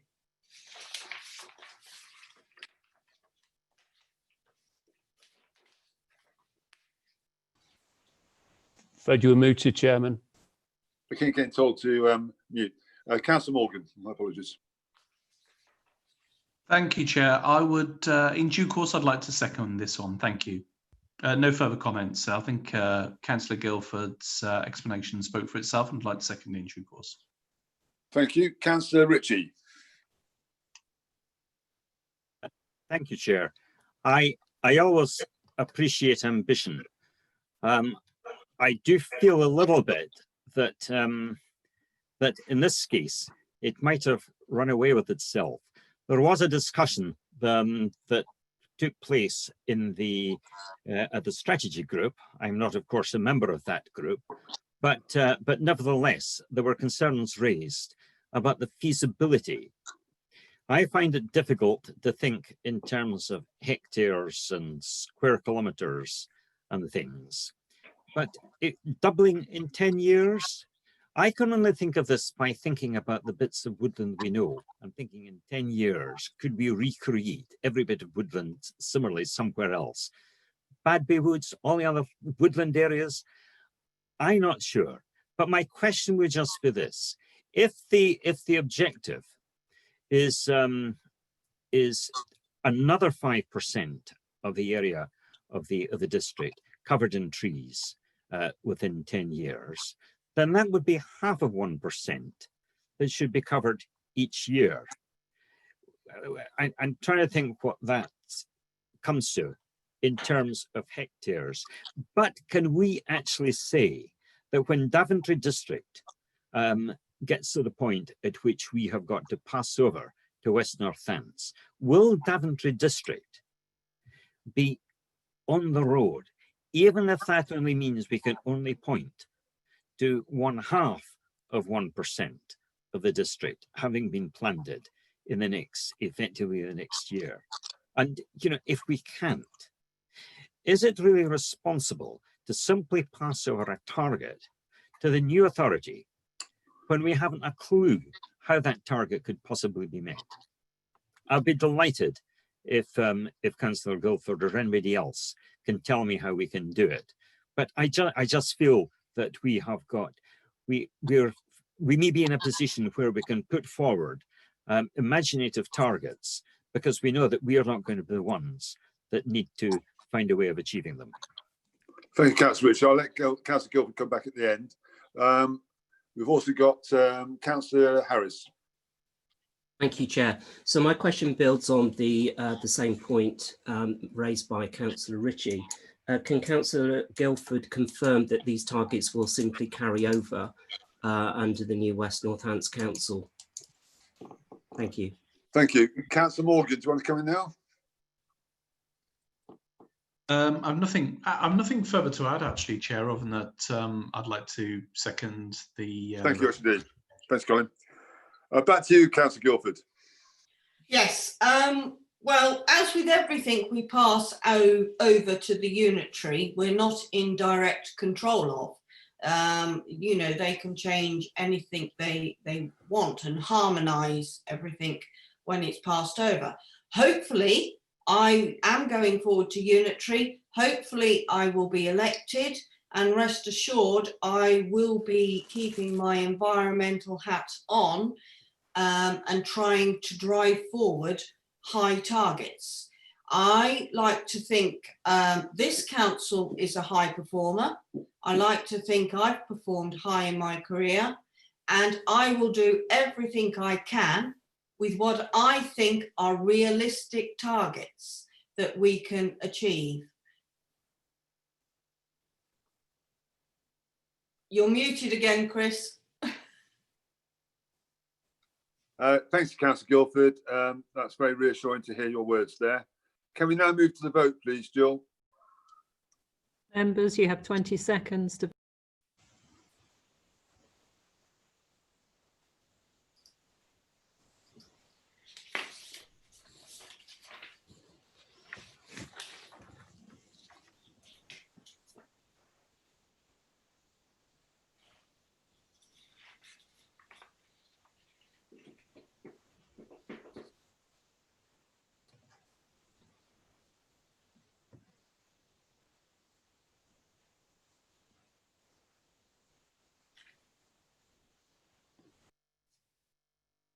You're muted again, Chris. I'm going to have to do this each time. Sorry, my apologies, Joe. 83% in favour, so that's carried. Thank you. Moving on to your next one, which is electric vehicle charge point installations. Okay, so you have before your report to seek approval of an application to the Office for Low Emission Vehicles On-Street Residential Charge Point Scheme. Excuse me for reading that word for word, it's a bit of a mouthful. The report also asks you to approve a revenue budget reserve for the project costs of £7,500. The grant scheme we're applying to provides funding of 75% towards the cost of installing a charge point. DDC has been supportive of EV technology for many years now. There are currently, as mentioned earlier, 2 charge points available for public use on Lodge Road in Daventry and a further charge point available for council vehicles in the Welton Road car park. The council has consulted with residents and it's been determined there is a demand for these points within the district. And again, that's evidenced by a question we had earlier from a resident. In answer to that resident's question earlier as well, it's been decided to explore rural locations as a priority, given that the 2 council charge points are available in Daventry already. After initial consultation analysis, locations were narrowed down to Welford, Long Buckby and initially Woodford Hulse. Unfortunately, after exploring numerous locations in Woodford Hulse, my own ward, which is, I'm a little bit disappointed, a suitable site that would meet both the requirements of the grant and the parish council could not be confirmed. A third site in Newlands Car Park, Daventry, has therefore been chosen to ensure the council can still deliver 3 new charge points. Now, in relation to our discussions earlier, going forward, a lot more of these charge points will be required. But in my remit of setting realistic targets, we have set a low target in this area of what we feel we can achieve. There's parish councils in the 2 villages have been engaged and a further targeted residence survey on a specific location for the charge points is being developed. Now, this is where Woodford fell down. We couldn't find a location that everybody was happy with. And I use the analogy at strategy. Everybody wants housing for the young families, but not in their backyard. And we find the difficulty here, the barrier for us, is finding locations for these charge points. But we know what our barrier is and we're working with it. And if we consult and engage and influence, then hopefully we can get more of these charging points throughout the district. We've also been made aware that a number of the charge point operating companies have funds available to provide the remaining 25% budget. So it is anticipated that DDC will not be required to make any financial contributions. However, this will not be established until the procurement process commences. With grant fundings, there is a possible shortfall of 2.5k per site, totaling 7.5k. So therefore, I'm asking for approval to be given with the application, approval of the application, that a capital budget of 7.5k be approved for the remaining project costs. Thank you. Thank you, Councillor Guildford. Councillor Harrington-Carter. Yes, thank you, Chairman. I'd like to second this proposal, and I can't cover it better myself than Councillor Guildford has, so I wish not to speak. Praise indeed. Thank you. Councillor Jonathan Harris. Thank you, Chair. Mr. Hollingham, who spoke earlier, is a resident in my ward, and I would completely support this proposal as well. It would be remiss not to. At the moment, electric cars are relatively expensive technology still for the vast majority of people, but that will rapidly change, I'm sure, and indeed demand will grow. So I would urge that we have either a second phase of consultation on charge points or even indeed an ongoing consultation on this point I appreciate a lot of work, effort and energy has gone into this against the odds in some cases with residents. But I believe that this is a demand that will grow probably quite continually. So I think we should just make sure we have mechanisms in place to keep consulting residents. Thank you. Thank you, Mr. Deed. Councillor Brown. Yeah, thank you very much, Chairman. I'm fully in support of the proposals before us. I'd just like to highlight how hard I know that the officers in question have worked on bringing the project to this point. They've undertaken months of consultation and engagement with parish councils across our district just to find the limited number of suitable sites that are indicated in the report in front of us this evening. I do think it's a great shame that the funding scheme that we're applying to is so rigorous in the the criteria that it sets out, because actually it makes it very difficult to find suitable sites and to really engage with what's a very important task in providing further electric vehicle charging points. So I hope that in future the various bodies who are promoting the installation of charging points are more ambitious, more supportive, and will ease the path of local authorities in facilitating this kind of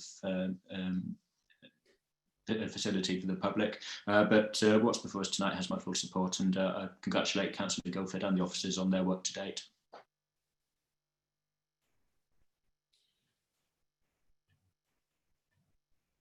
Sorry, thank you, Councillor Brown. Councillor Chancellor. Thank you, Chair. I also am in support of this proposal before us tonight, but I have a question. I would have thought that most parishes, most villages in this district have a village hall or community centre, and the vast majority of those have car parks. So wouldn't it be the simplest idea to install a charging point at the village hall in the car park? Thank you, Chair. Yeah, you're cutting out a bit, Alan, but I think we got the gist of that. And I'll let Councillor Guildford come back on that one. Councillor Auger. Thank you, Chair. I agree with, I certainly support this proposal. I do think these are very small baby steps. But I do believe that, as we have seen with COVID-19, Herculean endeavours by government to bring in legislation to build massive hospitals in such a short time, that it may well take that sort of approach to get these charging points in place to to ensure that we have the planning applications, that the system has made a lot easier on a massive scale to ensure then we can all move to electric cars. So I hope we don't have to get to a absolute critical point of the climate change situation, although we are at a critical point already. But I'm sure that our government will come through, and hopefully the work we do on the West will encourage them to push this agenda forward to making sure we can get rid of the petrol and diesel cars and move to a more cleaner environment. Thank you, Chair. Thank you, Councillor Auger. Back to you, Councillor Guildford. Well, I totally agree with everything Councillor Jonathan Harris has said. And there's been a slight change of approach in what. Is that your phone, Councillor Guildford? Oh yes, it is. Sorry. Yeah, that's all right. Shall I go and? It stopped. No. Can you hear me? Okay, if I shout. Hear you, yeah, stop. Yeah. Okay.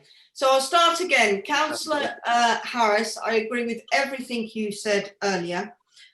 We've changed our approach slightly, which was mentioned earlier, in that in the past we wrote out to parish councils and asked for suggestions, take-up, etc. But now we're undertaking a survey of suitable sites that would qualify against the tough protocol, and then it'll be again for us to lobby central government to get the protocol changed, and then maybe, sorry, my phone's going again, we can approach then the parish council, whoever's responsible for that site that's identified.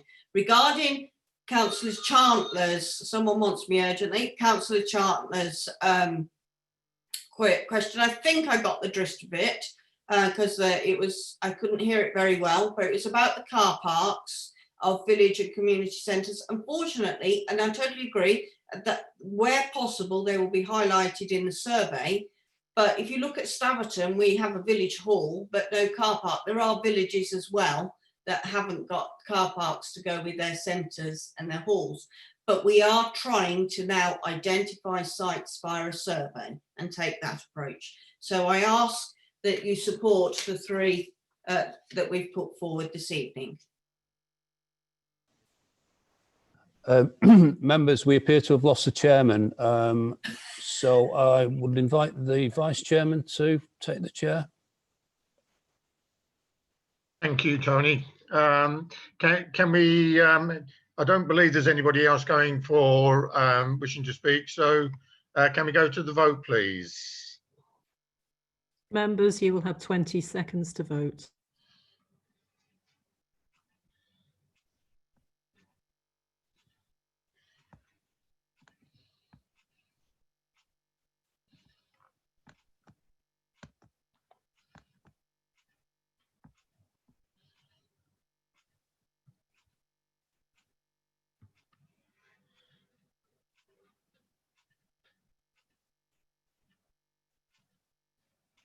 Thank you. That seems a very good result for that. So that is recommended. Thank you. If we now go on to SG 322001, the new secondary school for Daventry.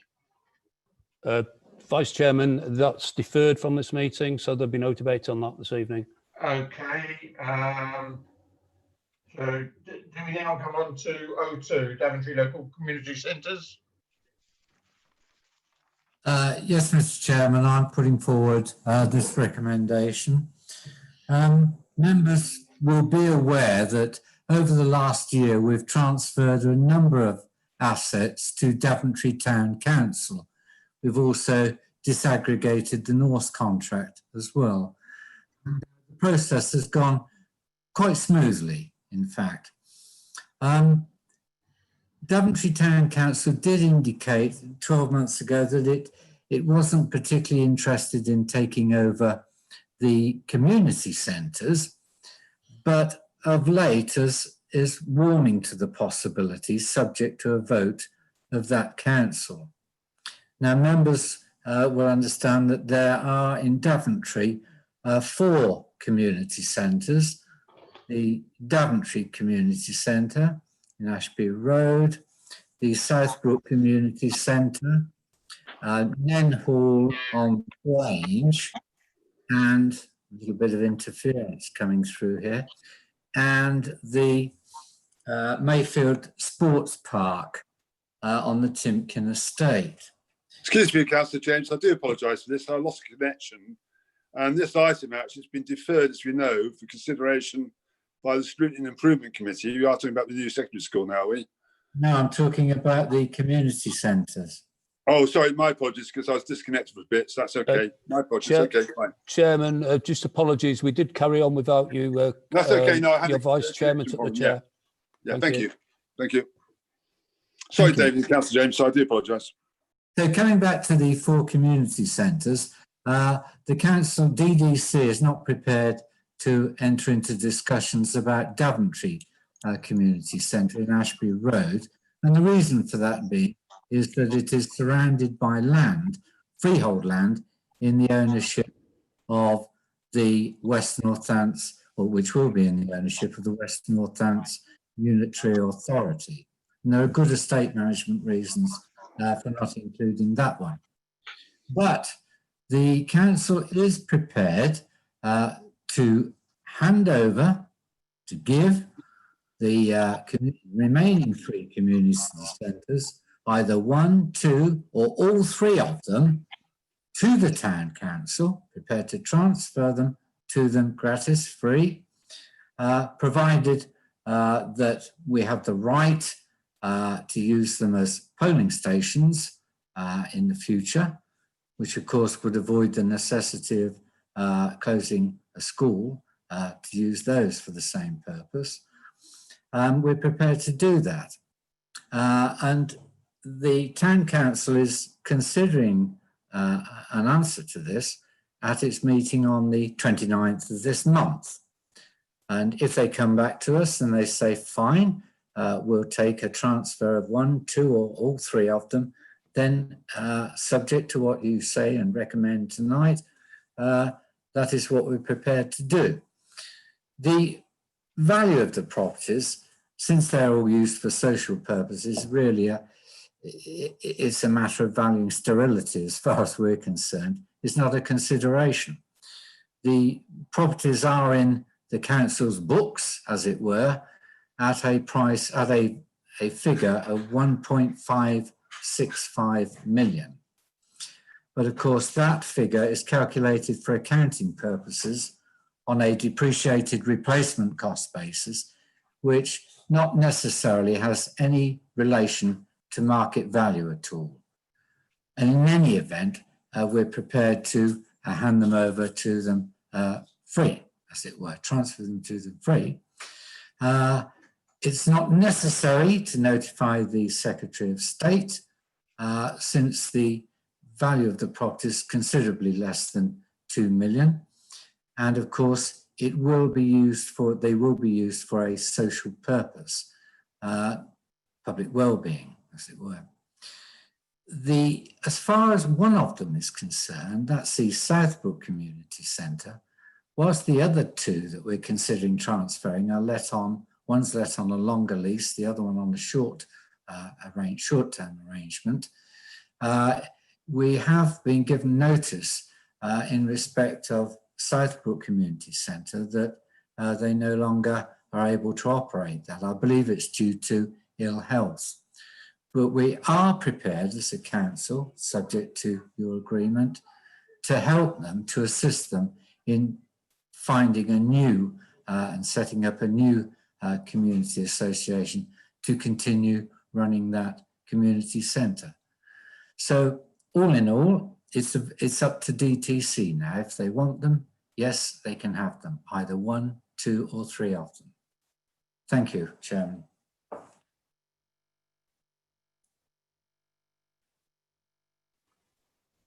You're muted, Chairman. Sorry again, yes. Some of you need to keep unmuting, but anyway, so my apologies. Thank you, Councillor James. Councillor Wesley.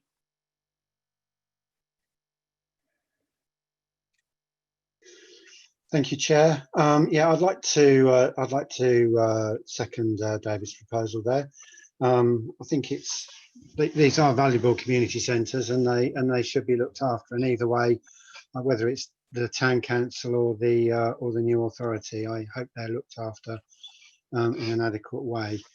As I said at strategy, I think it's just important that the town council are given all the information that they need to actually fully understand what's being taken on in these buildings, because various states of dilapidation or not. But as I said, they are very, very important buildings. I still slightly bemused about the Ashby Road site. I don't know, still don't quite get why that isn't part of the plan. But if it's not, then so be it. But I'm quite willing and happy to second this. Thank you. Thank you, Councillor Wesley. Thank you, Councillor Wesley. Councillor Ritchie. Thank you, Chair. I really continue from where Councillor Wesley left off. I would like to know whether there have been discussions, recent discussions with the Town Council over the Ashby Road Community Centre. It's the community centre that is the most central. It is the one that has serviced the whole town rather than particular estates. Yeah, the land might be surrounded by land that is owned by somebody else, but every plot of land is surrounded by other land that has got other ownership. I just don't understand why that actually should be an issue. And I just wonder if there's a way in which you could go back. I don't understand why we're holding back on this particular one. And I'd be interested to know what discussions there have been with the Town Council on it. In terms of discussions too, it would be interesting to know what discussions you've had with users of the other centres, I won't say which centre I'm talking about, but somebody who has got a senior, I guess, sort of chairmanship type role in one of these centres was in touch with me, having learnt about the proposal only through the Daventry Express. And I just feel that that is not actually good. You know, we need to be talking to these people about what their plans are, what they think they can do with these particular centres, rather than them needing to rely on a weekly newspaper to, you know, to find out what's happening. Thank you. Councillor Wesley, do you want to respond to that point about the Town Council? I'm not sure what I would have to say about it, Chair, really. Okay, that's fine. That's okay. Just follow out. Councillor James, do you want to come back? Well, of course, we did talk to them over a year ago now about a number of assets, and I think this came up at that time, but they shied away from that on the grounds that the Town Council was taking on a big bite as it was, and indeed it was, and they've done very well to absorb that. As far as the not being prepared to sell off the Daventry Community Centre, it is let on a long lease to the Daventry Community Association, so its future is assured for a long time to come yet, and that is the purpose of it, for the well-being of the community there. And of course, it is used, as you know, well used as a polling station.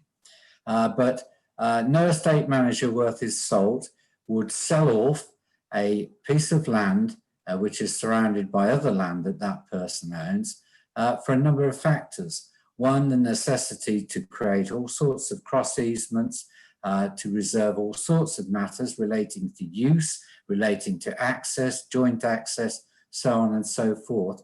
And of course, the possibility of harming the value of any retained land. It's rather like an owner of a block of, say, 50 flats saying, right, I'm going to sell off the ground floor flats to owner occupiers and just keep the other 40 odd or whatever it is. One doesn't do that if you want to keep it as a single investment or a single holding of land for future purposes. It just wouldn't be on at all.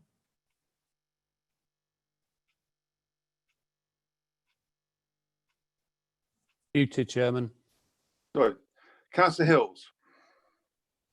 Thank you, Chairman.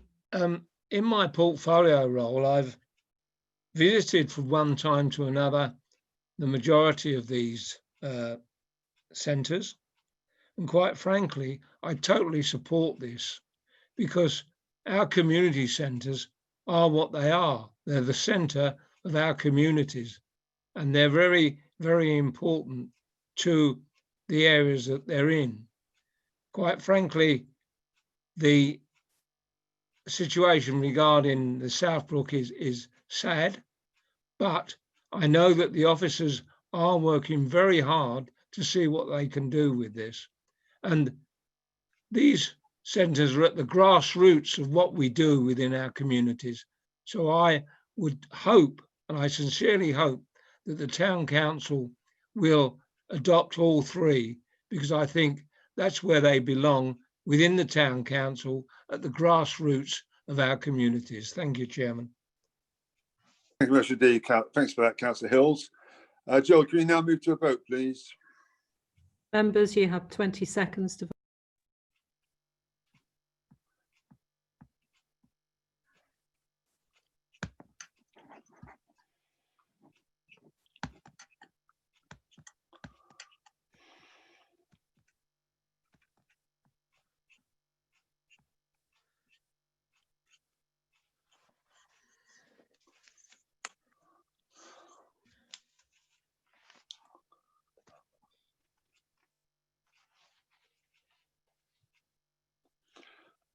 %85 in favour, so that's carried. So thank you very much indeed, members. Can we now move on to the update of hate crime and incident policy and procedures? Councillor Hills. Thank you again, Chair. not a lot to say about this. Basically, as it states, this is about updating the hate crime and incident policy and procedures. The recommendation is that the council approves the updated policy, and this covers both Daventry District and South North Hantz.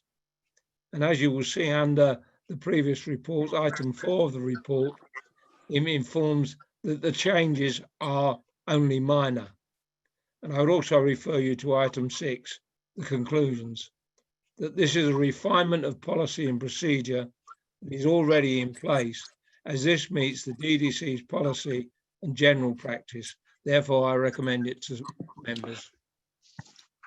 Thank you, Councillor Hills. Councillor David Smith. Thank you, Chair. Yeah, I'm more than happy to second this recommendation. That's all I have to say. Thank you. Thank you, indeed, Councillor Smith. Councillor Harris. Thank you, Chair. It's not related to this item specifically. It's a procedural issue. I noticed some people are waving their hands. Could someone remind councillor members that they need to use the electronic hand if they wish to speak? Because I'm concerned that people aren't getting the opportunity to speak when I can see them waving. Thank you. Well, that's a good point, Councillor Harris, because I'm not looking at people waving. I'm looking at the hands. So unless they put the hand up, they won't be asked to speak. So I think they must get used to that. They can. So thanks for highlighting that. Could you remind, sorry, Chair, could you remind people of that process just in case? Okay, well, I presume they're listening now. I'm just reminding them that if you want to speak, please use the electronic hands, and I'll make sure you're dealt with in order as the hands appear. Thank you, indeed. Chairman, if I just explain the process in case anybody's forgotten, yes. You need to click on participants, and then you'll find an option on the bottom right-hand corner of the box that appears. Thank you. Thank you, Tony. Thank you. Well spotted, Councillor Harris. So we're moving. So we've just done that one, haven't we? Sorry, threw me off the track there. Vote. The vote on the update of hate crime. So can we, Jill, can we conduct a vote on that, please? You have 20 seconds to vote.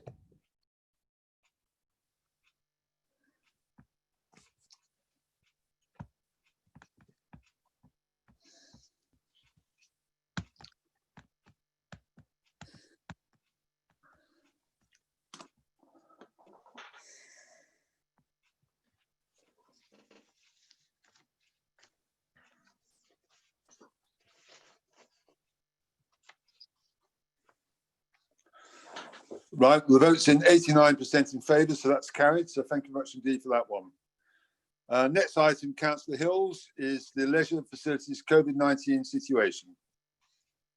Thanks again, Chairman. Members, firstly, there's really no doubt that leisure facilities have been badly affected by the COVID-19 situation. And I would say, firstly, let's look at the purpose of the report, which is to update members on the financial situation of the Council's leisure facilities and seek approval for the authority to vary budgets designed to help them. The first recommendation is that the terms of the Council's contract with Sport and Leisure Management may be varied and applied to facilitate safe reopening, etc. The second is that the Chief Executive is given authority, together with consultation with the leader, to adjust the current budget for the provision of leisure facilities up to a total of 600k. Now, physical activity plays a very important part in the nation's health. Some people carry out self-training, or some also have their own health and fitness regime. But we need to look after our leisure facilities, not only to support this, but to help and encourage others who want to make good use of the leisure centre itself. However, the good news is that the leisure centre will reopen this Saturday, the 25th of July. It will follow government guidelines on how they operate. People will be able to use the gym and attend group exercise on a pre-booked basis only. The pool will probably open sometime in August. We have put out a press release to this effect. Now, the reopening will be a slow process, and the income will be slower to recover with the obvious financial implications. We as a council have a duty to assist and help in people's health and well-being, and also to help tackle obesity. And I believe this is particularly relevant after a long period of lockdown. Members, I recommend this report to you. It provides a practical means of proceeding and moving forward, and the best one able to deliver our objectives and also to protect public money. Thank you, Chair. Thank you, Councillor Hills. Councillor Johnny Amos. Thank you, Chairman. I'm happy to recommend and second these recommendations. No further comments. Thank you, HD. Councillor Amos. No other speakers? If not, then we move to the vote, please, Jill. Members, you have 20 seconds to vote.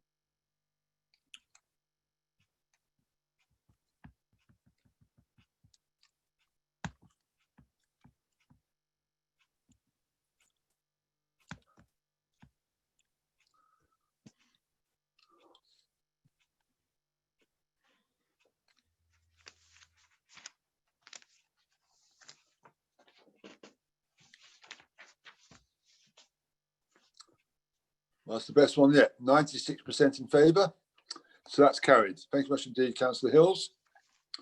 We now move on to the next item, which is the Licensing Act, Statement of Licensing Stroke Policy Review. Councillor Dan McCriven. Thank you, Chairman. Yes, this is something that falls to me within my portfolio, although also relates to the current Vice Chairman, Councillor Warren's committee as Chair of Licensing Committee. But just to say to members, this came before our strategy group back in, I think it was in May initially. It was deferred at that group meeting because there were some additional comments that the Chair of Licensing and a couple of councillors wanted to add to the review. This is a review that we have to do every 5 years. It's a statutory review that we do every 5 years, and we've been out to consultation on this, and we have put forward the changes that councillors have suggested into the new policy here, and I'm reassured that the Licensing Committee is happy with the additions that have been put into the licensing policy here, and I would just put it forward to tonight for recommendation that we approve. Thank you, Mr. Councillor Cribbin. Councillor Guildford. I'd like to second this proposal, please. Any other speakers? If not, can we move to the vote, please, Jill? Members, 20 seconds to vote.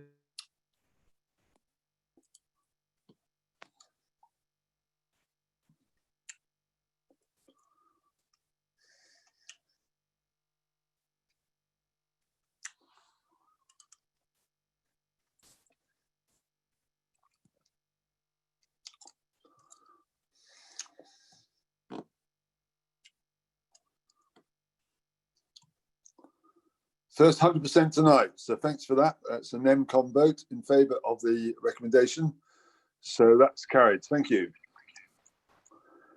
We now move on to the next item, which is the Housing Allocation Scheme COVID-19 temporary amendments. That is Councillor Cribbin again. Yes, thank you, Chairman. This is another COVID report, as it were.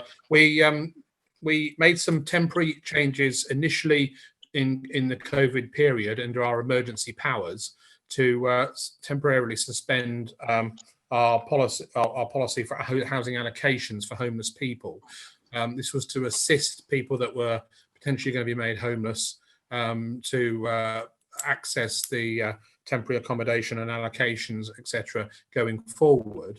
Now that initial emergency power will expire at the end of July unless it's extended. So the purpose of this report largely is just to put to council tonight that we extend those powers, but with full council approval until the end of October. Sorry, until the 8th of October 2020, and that further extensions to the temporary amendments can be approved by the Executive Director for Business, which is Simon Bowers, and in conjunction with myself, if we need to going forward until the 31st of March 2021, which is when this council will cease to be and West North Hantz take over. So this is largely to assist people that are likely to be, or potentially likely to be needing allocations of properties going forward, basically to avoid people becoming homeless. I'll put that forward to full council. Thanks, Steve. Councillor Cribbin. Councillor Harrington Carter. Thank you, Chairman. I would like to second the motion put forward today, and I have nothing else to say on this matter. Thank you much indeed for that. Councillor Micklewright. Thank you, Mr. Chairman. I'm afraid my query is about the preceding item. We were told at the start of the meeting that you, Mr. Chairman, weren't intending to vote. That being the case, on the previous vote, the number of abstentions showed as 0. So, assuming that what you're telling us is correct, which I'm sure it is, how can we be confident in the voting figures that we're being given? Well, I can assure you, Councillor Micklewright, I can't vote. I'm not allowed to vote. The system doesn't allow me to vote. So how come the number of abstentions is 0 then? Chairman, perhaps I could explain. Thank you. Explain it. The chairman has taken the option not to vote, so therefore he doesn't have access and is not included in the voting numbers. So 100% of those allowed to vote voted. Thank you. And also, I said already, Richard, if I actually was going to vote, it'd be only on the deciding vote. Thank you for that. Councillor Guildford. Just to say that I speak in support of this, and with the whole COVID environment and, you know, all these unprecedented months that officers have worked hard, the NHS have worked hard, I've been on the front line myself. There's a lot of decisions that were taken right at the beginning and for a certain period of time. And I think that on reflection, you know, we shouldn't just automatically revert back to what was, that we need to extend some of these decisions, because going forward, we need to have a contingency in place and review what we're doing. So I fully support this proposal. Thank you, Mr. Deek. Councillor Guildford. Councillor Randall. Yes, thank you, Chairman. I've mentioned quite a few times before, why don't we actually have permanent provision? You know, different councils have made different things. Some of them have made like little sheds, just so as they've got a bed and a toilet and somewhere to wash, just have somewhere to put their dry clothes. When you do speak to homeless people, it's even something like putting their bag somewhere dry. You know, we're not very forward thinking really in how we can help people. It's all right just putting them in a temporary accommodation, but where is it near to where they are? Or often they can't take a dog and they have their dog with them because that is their only friend out on the street. So I would like to see us looking, you know, at something more permanent fixture. And like I've said many times before, like using that derelict old hotel. Thank you, Chairman. Thank you much indeed. Councillor Harris. Thank you, Chair. I'd like to echo the comments of Councillor Randall. Exactly. I think a permanent solution would be something we should be exploring.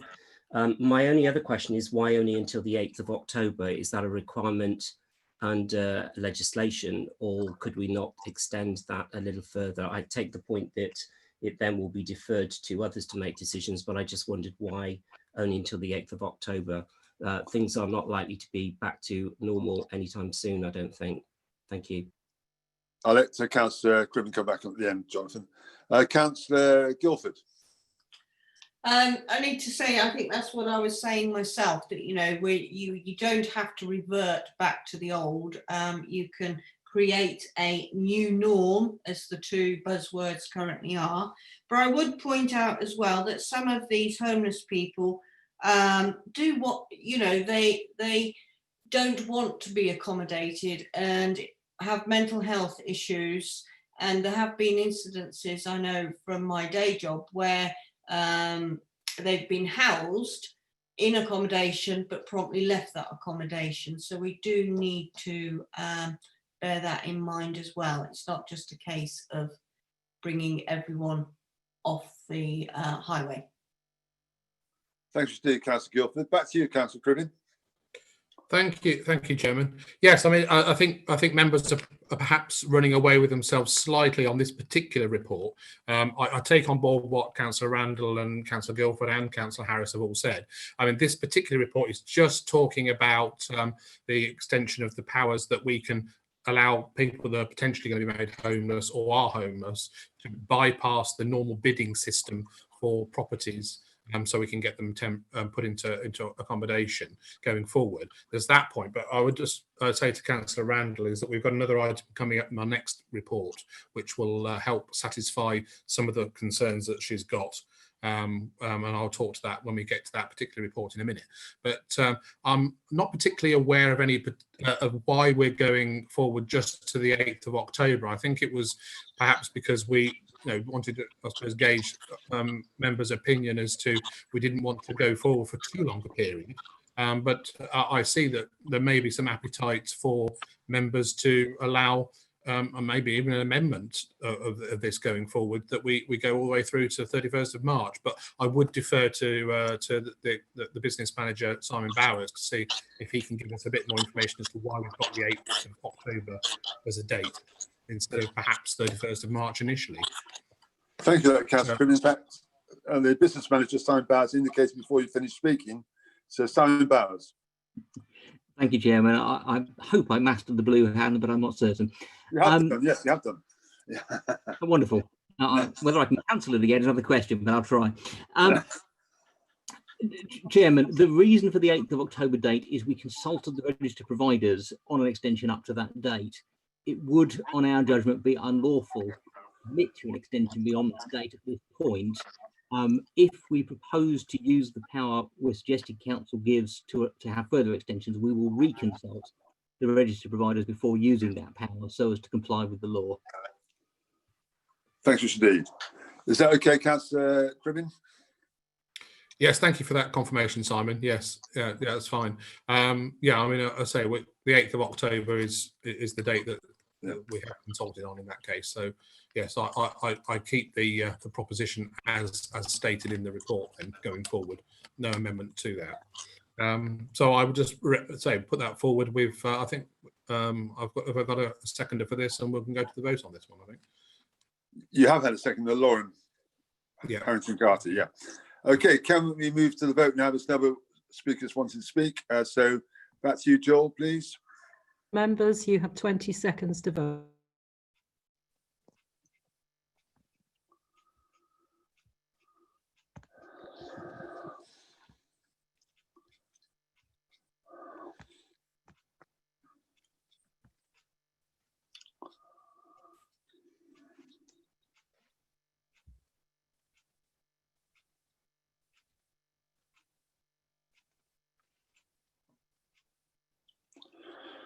Well, that again was very conclusive, 97% in favour. So that vote's carried. Thank you much indeed.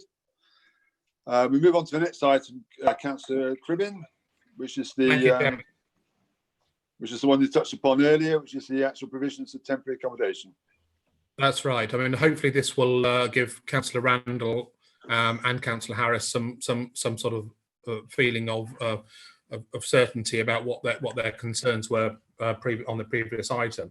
But we're proposing, as in this report, to put forward a budget of £888 million in our budget for this particular year to purchase up to 18 properties in order to help accommodate homeless people and people who are about to become homeless, rather than putting them into bed and breakfast accommodation. Currently, at the moment, we have an increased obligation under the recent changes in the law to accommodate our people as quickly as we possibly can when they are becoming homeless. So we have seen a massive increase in the cost of bed and breakfast in the last year. I think it's in the region of about £314,000 in this current, in the year 2019/20, going forward that we've spent on accommodating homeless people. Now, often those, in temporary accommodation, that's going to be B&B, which is often not very suitable for people, especially people with families and things like that. It's not the nicest of accommodation for them. So in order to help improve the offer to our homeless and potentially homeless people in the district, and also to save us money as a council, we're proposing that we purchase up to 18 properties that, perhaps 1 or 2 bedroom properties that can be suitable for emergency accommodation for these people. Now, going forward, if members have looked into the reports which went to strategy group, there's a useful table in there that shows that probably for every single property that we purchase, we would probably be saving about £6,500 per year in money going forward, and with a total of about £118,000 per year saving to the council. Not only the saving financially to the council, it's also going to be improving the conditions for homeless people going forward. And obviously we would have an asset there which we could then, if need be, sell on for profit further later on down the line. So my proposal tonight is that we accept the recommendation, which is number 1, a budget of 3.888 million be created from capital reserves and borrowing as required to fund the provision of additional temporary accommodation. 2, that the approach to provision set out in the report is approved. 3, that there be no requirement for detailed scheme approval under the financial regulation 4.6.1 prior to committing monies from this budget. And 4, the separate revenue budget growth of £13,000 per year is approved for the finance service to process financial transactions relating to homelessness. Now, I see that Councillor Colin Morgan's put his hand up, so hopefully he hasn't had a heart attack while seeing that we're proposing to spend nearly £4 million of his money. But I'll put that forward to full council tonight. Thank you, Councillor Crimmins. Actually, Councillor Morgan, I think, is going to second it. So, Councillor Morgan. Thank you, Chair. Thank you, Councillor Crimmins. Yeah, I wish it was my money, actually. I mean, it'd be quite astonishing. But of course, being the resources portfolio holder, I treat it like it is my own money. And I think it's very reassuring at this point, both in our council's life and with all the COVID problems, etc., that our council is in a position where we can fund this extent and magnitude for this purpose. And it looks on the face of it quite an eye-watering amount of money. And I think it really is testament to the financial prudence and the way we've operated over all these years. So this absolutely gets my support, and I fully second it. I think you're absolutely right, Councillor Crimmins. You hit the nail on the head when you said it is actually money well spent.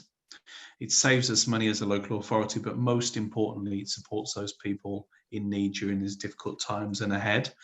And I hope members will fully support it for the very good scheme it is. Thank you. Councillor Morgan, you've got a very nice haircut. Because I think, I'm not sure if your cameras can be adjusted slightly so we can see more of your face. That's Philip. That's excellent. Thank you. Thank you, Chair. I don't always like to share my face too much, but I'm glad you like my haircut, which is I finally got past my COVID haircut. Thank you. Yeah, very jealous. Thank you for that, Councillor Auger. Yeah, thank you, Chair. You know, this is a really good news story. We know that the reasons for homelessness are varied and complicated. We know there is a lot of mental health issues, and there are a lot of drug issues and addiction issues, and that will probably take longer to deal with. But I know that this government, and certainly any compassionate human being, wants to provide shelter for the most vulnerable in society. I think where this is a really wonderful win, I'm not so worried about the savings. What I am concerned about is that we know that families that go into bed and breakfast, families that fall onto hard times and end up on the street, are normally prioritised, and we normally, thank goodness, don't see children with families on the street like I did once when I was in Paris and saw literally families, whole families on the street. We don't have that. We do put them in bed and breakfast, but that can be really detrimental to their well-being, to their mental well-being, to their health, etc. Living in those such cramped conditions. So, you know, this will alleviate that suffering. And, I commend Daventry District Council. I'm immensely proud to be their leader for this initiative, because it really strikes at the very heart of our humanity. So I'll be fully supporting this. Thank you. Thank you, Mr. Deed, for that. Councillor Harris. Thank you, Chair. No one would object to this. This is an eminently reasonable and sensible thing to do. What I would urge is for us as a council to consider looking at alternative options in the future, and for the portfolio holder to maybe explore CAS Community Social Services in Detroit. They have a very interesting scheme whereby eventually those people who end up in these houses which are built by the community locally have the opportunity to buy them outright. They're not large houses, they're small dwellings, but it's their own personal spaces. So I think my point is that no objection here, but I think again we could possibly be a little bit more creative in the way that we sought to provide shelter for homeless people. Thank you. Thank you. I'll let the portfolio holder come back at the end. Councillor Micklewright. Thank you, Mr. Chairman. A couple of questions, if I can come back on the second one later with your indulgence. First of all, is it possible to be reminded what the difference is between the temporary accommodation that's proposed to be acquired under this recommendation? And I have no issue with the good intentions of this. With this particular temporary accommodation and the temporary accommodation proposed on page 100 under SG 382001. I accept in the second one is being proposed to be bought via T-Deckel, but why are they being treated differently, given that they're on the same report here? And as a minor adjunct to that, could the section 151 officer just remind us how much is in general capital reserves, please? Okay, can I let them come back at the end on that, Councillor Micklewright? Your points have been noted. Yeah, we'll come back on those if I can. Okay. Councillor Bunting. Thank you, Chairman. Picking up both on Councillor Micklewright's question and two others, if I may. Conscious that the property value of these suggested purchases will grow over time, who will own these properties post-unitary? And I refer back to Councillor Micklewright's question about T-Deckel and or Daventry Town Council. And where will these properties be located within Daventry District? Again, thinking back to the ownership issue post the unitary. Thank you. Thank you, Councillor Bunting. Councillor Irving Swift. Just a little bit of humour in this debate. Our leader did mention Paris, and I don't think we should compare Paris with Daventry. There is much more in capital, I'm sure. London and Paris are on similar par. And I have to speak for my French compatriot, and I think we do treat our homeless as well as we do in England. Thank you. Thank you for that, Councillor Irving Smith. Councillor Micklewright, you've got your hand up again, is that right? I have, Mr. Chairman. I was going to come back with the second question with your indulgence. Of course you were, yeah, but I want the answer for the first one. I'm going to reply at the end. Could somebody explain what the intention is behind recommendation 3, namely that there be no requirement for detailed scheme approval under financial regulations for this, given that financial regulation 461 is all about ensuring proper process in authorising and approving a particular scheme, which sets out that all schemes must be approved either by the council, clearly that may be challenging in the circumstances, or alternatively by the chief executive, and then sets out the various issues that should be taken into account in deciding whether a scheme should go ahead or not.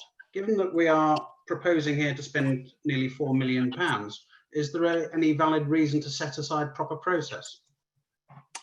Thank you, Councillor Micklewright. Well, we've got Audra Statham. You can respond to our 151 officer and also our business manager, Simon Bowers. So I'll let Audra go first. Okay, I can answer one of your first questions, which was about how much capital reserves we have. And projected at the end of this financial year, we'll have approximately £2.4 million in reserve. With regards to, let me get to my bit. The financial regulations 4.6.1 particularly when you approve a capital scheme, and it's at that early stages, we come back with a full business plan for anything that's over £250,000. Because this scheme is about buying 18 houses, that they'll be done individually. That's all that this regulation is talking about. You're approving this scheme at council, which is within the regulations.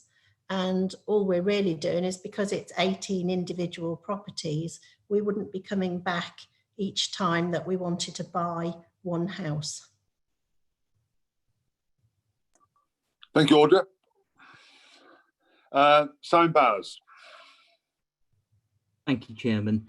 Audra has quite neatly covered the regulation point. The regulation is designed to enable members to guide the scope of a scheme with a single sort of output. When you're buying individual houses, it doesn't really fit.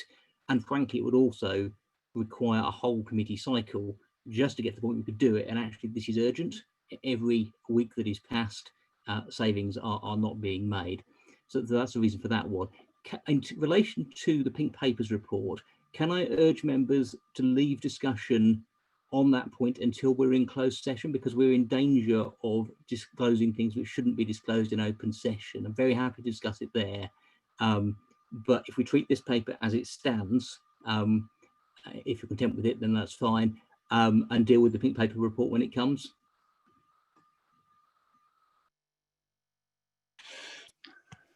Councillor Richard Alger. Oh, Richard McElwright again. My apologies. Thank you, Mr. Chairman. Regarding the comments that Simon Bowes just made, I don't think we do need to go through a complete committee cycle, because financial regulations provide for the Chief Executive to make a decision in matters of urgency. So I'm not sure I'm entirely convinced about the arguments for setting aside proper process on this. Okay, I might ask the Chief Executive to come back on that point, Councillor McElwright. Councillor Bunting. Thank you, Chair. I'm not sure how the Pink Papers refer to the questions that I asked.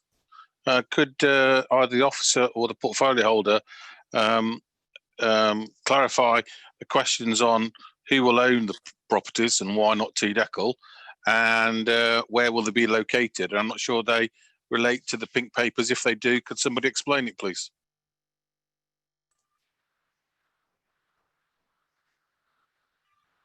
Can I ask Simon Bowers to come back on that point, please? Oh, sorry, hold on. I think Audra wants to speak. Audra, do you want to speak? So I'm quite happy to let Simon speak first, and I'll... Okay, thank you. Thank you. Yeah, Simon, please. Thank you, Chairman. I was struggling for the blue hand, I'm afraid. So your hand did come up in the end, though. Yeah. Thank you. Apologies, I've highlighted parts of my notes, but I've missed the point about location.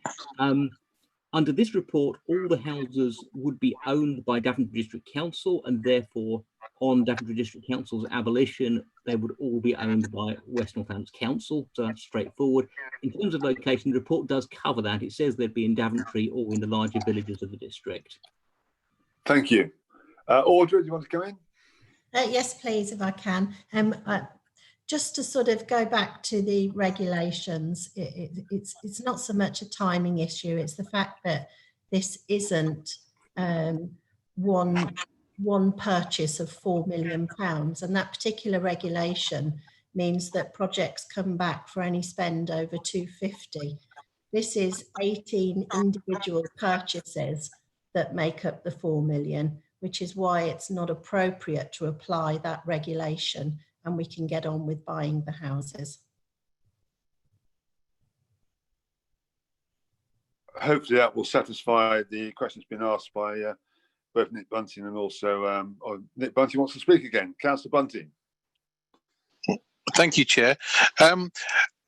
Noting the officer's comment about the future ownership of the properties, will there be any conditions on the ownership that these properties remain for temporary accommodation in the future and are not either simply absorbed into housing stock and or sold off when the capital value of the properties increases to a level that makes it quite profitable to do so, and that thus removes the temporary accommodation from the new unitary structure which of course this purchase is designed to alleviate. Thank you.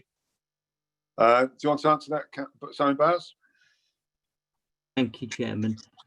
I don't believe it would be lawful or proper to try and bind the hands of West Northants Council, if that's what's being suggested. At the end of the day, all assets, liabilities and so on of this council will transfer by the order to West Northants on the 1st of April.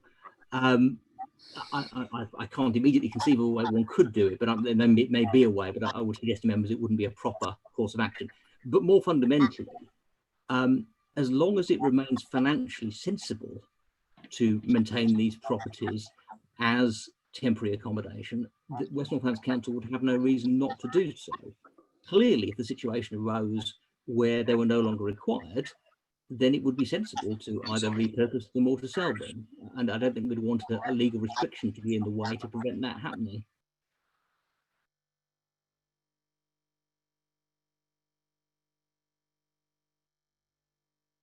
Councillor Ritchie?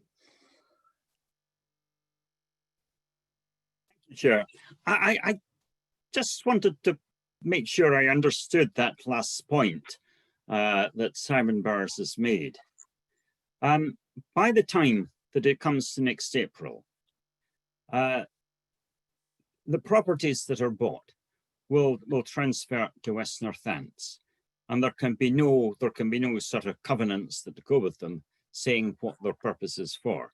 They just become yet more properties. I mean, we hope, I take the point that West Northants has got to make provision for homeless people, but it needn't necessarily be in our area.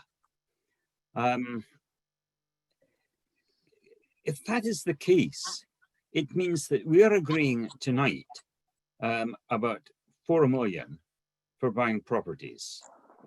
How long is it going to take for these properties to be in our possession and have homeless people in it?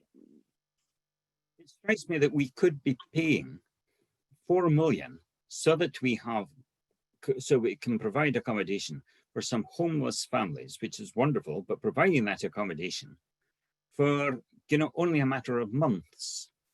What is the logic? Is there no way that we can protect what it is that we're doing? If we put it in the hands of DDECL, is there no way in which we can get round the idea that this could simply revert to being part of the West Northants housing stock, which would only be a sort of small dribble compared with the housing stock from Northampton?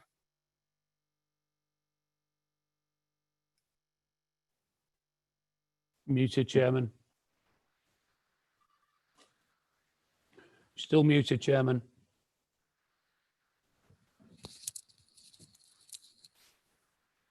Chairman, you're still muted.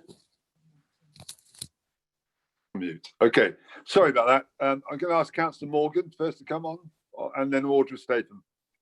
Thank you, Chair. I think I may be losing the point of this exercise. I think it felt quite simple to me, where we have money in reserves. We're going to use it wisely to house these people. This will give them a better accommodation, clearly, than what they have. We're going to save some money in the process, which we can then use for other things to support the community. We then have a stock of houses which get transferred across to the new local authority. Some of us, of course, may well be on that local authority should we get voted in. And then it'd be down to us as members of that local authority to look after these people and decide in the future what we want to do with those houses. The way we buy those houses in the short term, the provision as I see that we've got there in the third clause helps us do it rapidly. And I don't understand why there's any confusion or lack of clarity about what the objectives are here and why this should not be a straightforward process. I understand it's good to have questions, but it feels really quite straightforward to me. Thank you, Chair. Thank you, Councillor Morgan. Audra. Members, I just wanted to remind you that when we talk about transferring to the West, Daventry District Council, will become part of the West. And if we just think about not just Daventry, but homelessness is an issue across the whole county, both north and west. And any management team and members as well will look at all their assets in terms of how best to deliver that service, so that this investment will not be wasted going forward. Thank you very much indeed for that, Audra. And Councillor Micklewright. Thank you, Mr. Chairman. I just wanted to respond to Councillor Ritchie's comments, and much as I recognise his laudable intention of seeking to protect the property from a subsequent change of use or disposal, vesting it in T-Deckel wouldn't achieve that, as I understand it, because T-Deckel itself will also pass to West Northants. West Northants would become the new shareholder of the company, and if West Northants wanted to dispose of the property, it would simply, as shareholder, direct the company to do so. So unless I've got that completely wrong, it would provide no protection at all.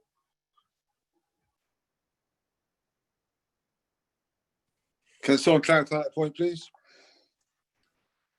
Chairman, if I may, Councillor Micklewright is absolutely right.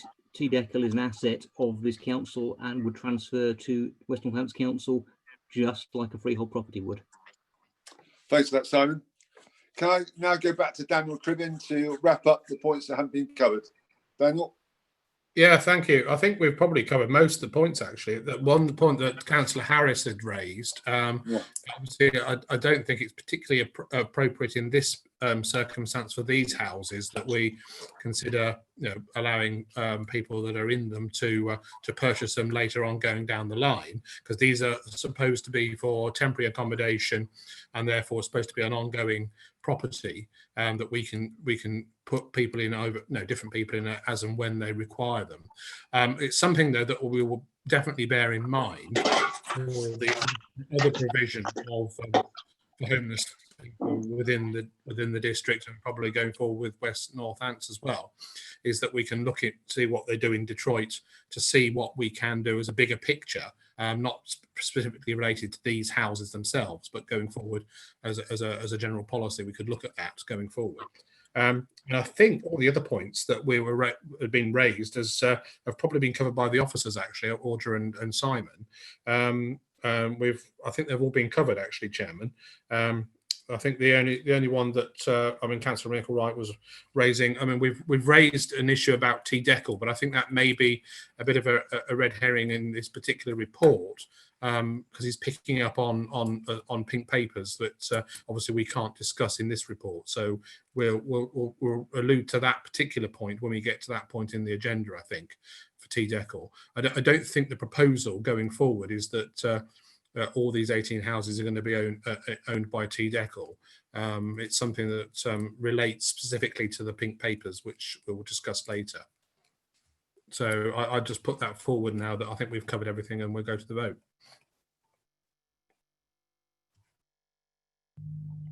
Members, you have 20 seconds to vote. Thank you.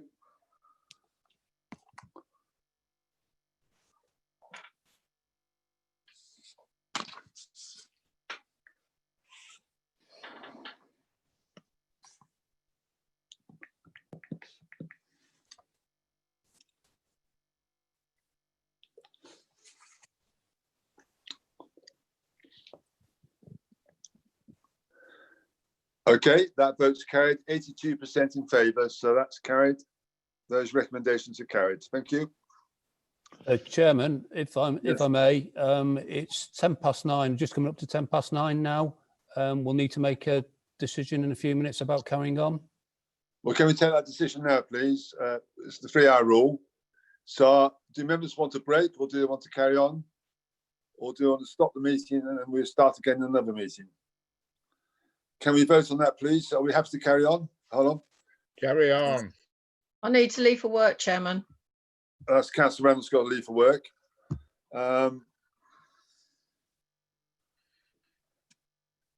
So we've got some here. Wait, is that you, Councillor Randall? Sorry. Can we vote, Councillor David James. Councillor David James. I was just going to suggest, I think we ought to carry on. I think if okay. Proposal. Do you have a second there? Yes. Councillor Osborne, second. Can we vote on it, please? Through you, Jill. Yes. 20 seconds to vote, member.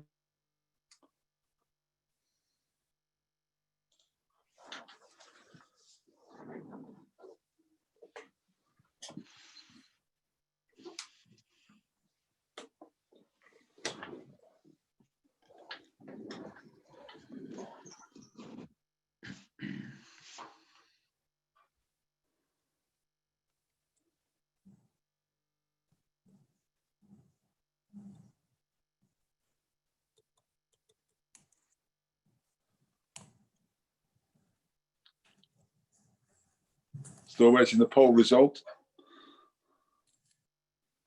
It just popped up on my screen, Chairman. Oh, did it really? It hasn't popped up in mine. Hold on a second. Oh, yes, that's 89% in favour of carrying on.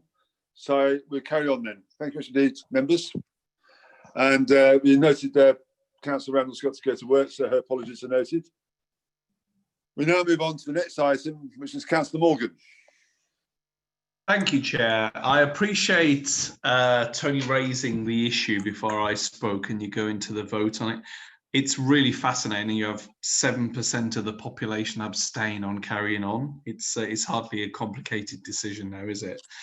However, of course, many of us don't have anywhere to go to because we're in our homes already. So I'm going to now present the Treasury Management Annual Report. This was from the 9th of July meeting.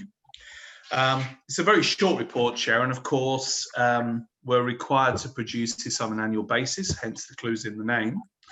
And it's very simply that it be recommended the Council's Treasury Management activities for the financial year 2019-2020 be noted. However, Chair, there's a couple of things I'd like to point out from the original paper to make sure we have pointed them out again. There was a small error on page 150 of the original papers. It's a shame, actually, Councillor Randall's gone to miss this moment because Councillor Randall's keen-eyed reading of the paper found this. It was simply in relation to the public toilets refurbishment. So from the original papers, that is null and void. That wasn't applicable. The second thing I wanted to point out, Chair, was with regards to a very positive feature actually on the paper, which is in relation to clause 6.4, which is showing a favourable variance on the interest earnings of £60,000. So in these very difficult COVID times with the, of course, lower rates, etc., our 151 officer still managed to secure us an extra £60,000. However, a bit later on, I'm going to ask you if we can probably spend some of this extra £60,000, which I'm sorry about. And of course, the main order of the paper says that it's been essentially, it'll be a challenging period. Obviously, we have a report on there about investment returns just spoken about, a bit of slippage which is listed, and the outturn position from the capital expenditure programme. It's a very simple paper, that one, Chair, and I put that to the recommendation. Thank you. Thank you, Mr. Councillor Morgan. Councillor Osborne. Yeah, my pleasure to second the recommendation, Chairman. Nothing to add. Thank you much indeed. Are there any speakers? Doesn't appear to be. So, Jill, can we move to the vote, please? Members, you have 20 seconds to vote.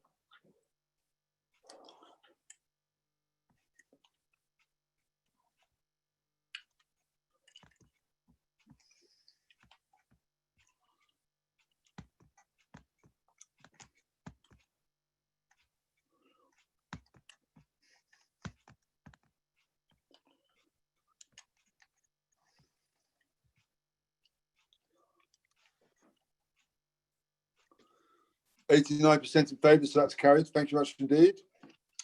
Next paper, Councillor Morgan, Colin Morgan, is the Capital and Revenue Budget and Medium-Term Financial Plan update.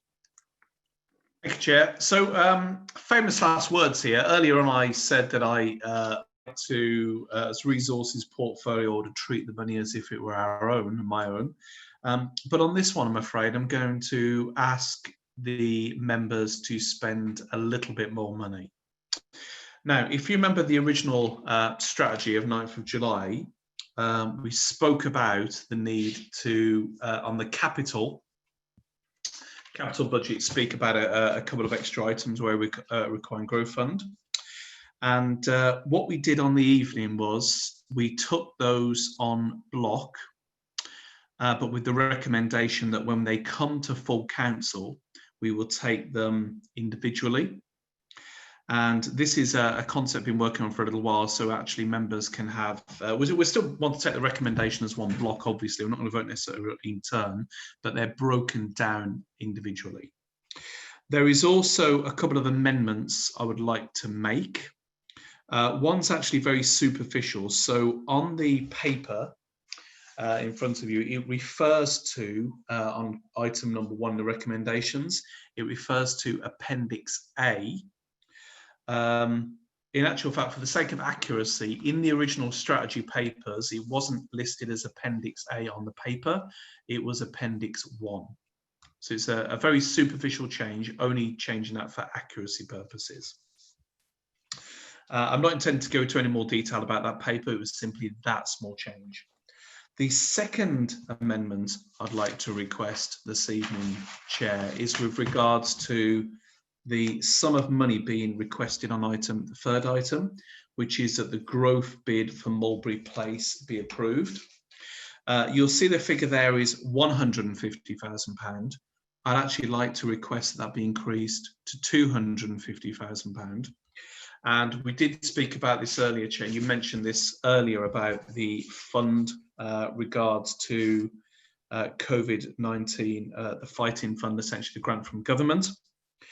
And the additional monies there is to cover the impacts of the COVID-19 delays around the development there with Wilmot Dixon at the cinema development.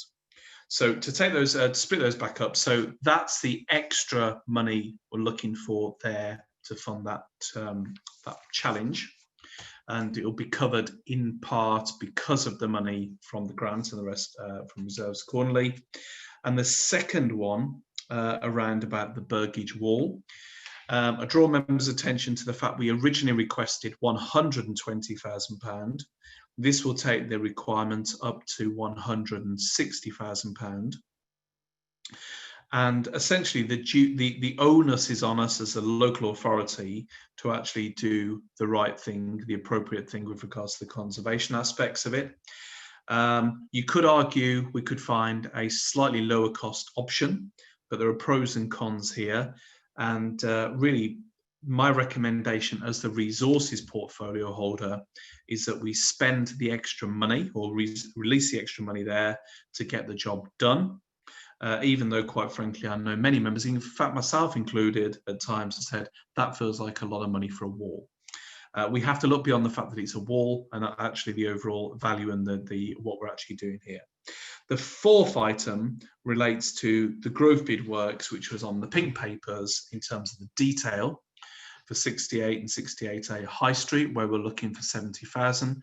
And on that one, we had the strategy group very rapid and unanimous support for that particular item. So there we are, Chair. I think I've taken those and given you the updates. There's two minor amends. One's very cosmetic, but noted for the accuracy. And the second one is more substantive in terms of increasing the amount of money to £250,000. I trust that makes sense, Chair. Thank you. Councillor Morgan, do you want to take each item in turn, the four recommendations, or do them in block? My preference is block, Chair, unless anybody's got any objections, but people may, of course, want to speak out in terms of any. My counsel on this, and the advice would be, let's be pragmatic about it. We've got an amazing, particularly with 2 and 3, we've got an amazing scheme there. It's already starting to shape up. Some of the delay, particularly with regards to when we're looking to 250k, is beyond our control. It's COVID related. We still want a great town to look forward to when this is all over. And for that reason, I'd like, if we can, to take them as a block, Chair, but obviously people can have a particular comment on anyone, of course, as they're welcome to do so. Thank you, Mr. Deed. Thank you, Mr. Deed, Councillor Morgan. Councillor Osborne. Yes, again, Chairman, it's my pleasure to second the recommendations, and I might want to make a comment further on, but not at the moment. Thank you, Councillor Osborne. Councillor Ritchie. Councillor Morgan would like to take this as a block. Councillor Ritchie. I feel strongly that we have got 4 very different recommendations here, and it is silly to try to assume that people would have, would be for all 4 or against all 4. I would like each of the recommendations to be voted upon separately. My particular concern. Councillor Ritchie, I'm happy to accede to that request as Chairman. Okay, thank you very much then. Yeah. Thank you. Jonathan, sorry, my apologies. Councillor Jonathan Harris. Thank you, Chair. It was actually to echo the same point, because I think they're all very different items. Thank you. Thank you. Okay, then, so we go back to the paper. So can we do one at a time, these 4 recommendations? So, Jill, can we go to the votes on the first recommendation, please? Members, on item 1, you have 20 seconds to vote.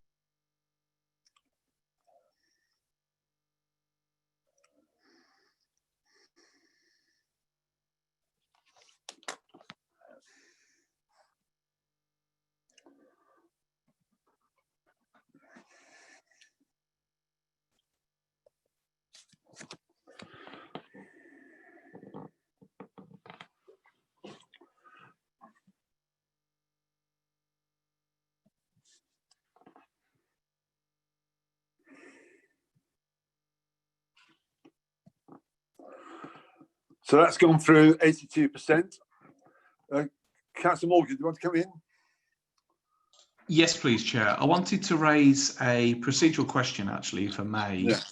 I've no issue, like I said, in terms of taking my block or individually. So my preference would be to take them on block, but I'd very much. We're taking the decision now to do them individually. No, wait a minute, Chair. That's not my point I was going to make. Oh. The point is, it's not silly for me to ask to do it that way, and members are quite welcome, of course, to do it like we would do any particular recommendation.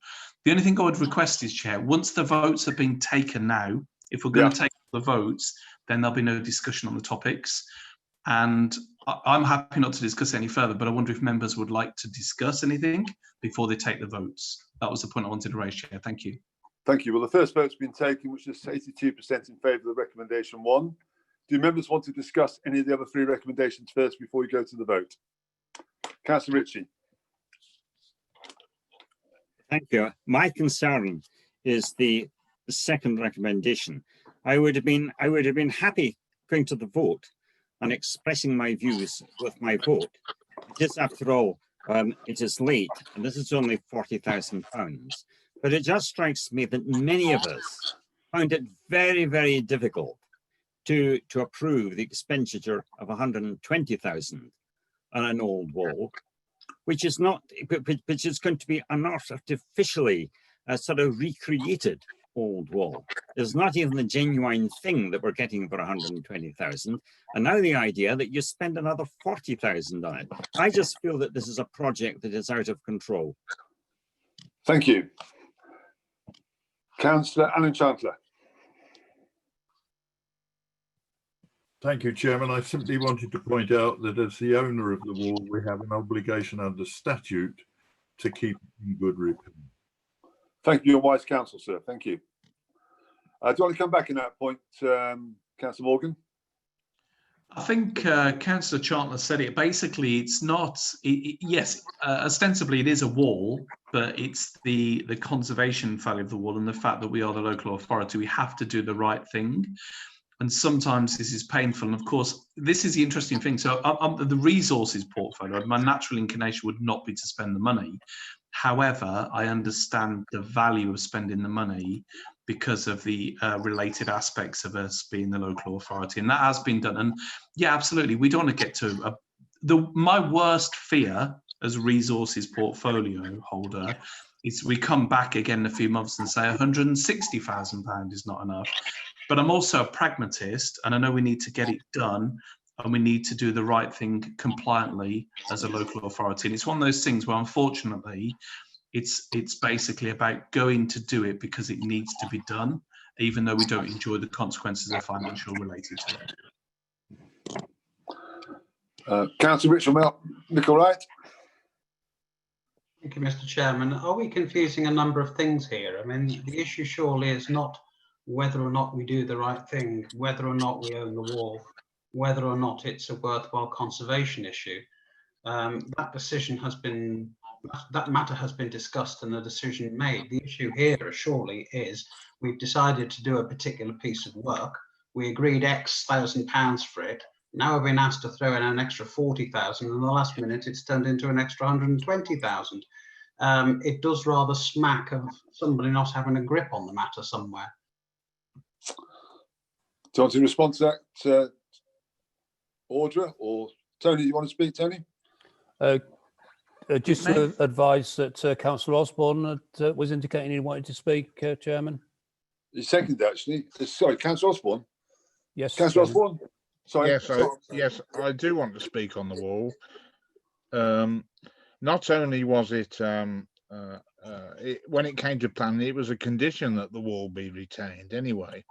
And the discussion took place that as we were the owners of the wall, it would seem right and proper that we lead in the example that it should be rebuilt. If it was anybody else outside the council, we would expect them to do it. And from then on, since that day, even when costs have altered and when the wall has altered, there seems to be an argument for not doing anything to it. Well, I'm sorry, but I fully support the fact that it should be done. It's our own, and we should be setting an example, and it should be done, and the money should be found for it, which the proposal is. So I again, in seconding it, I do ask that all members support it, please. Thanks, Mr. D. Councillor Osborne.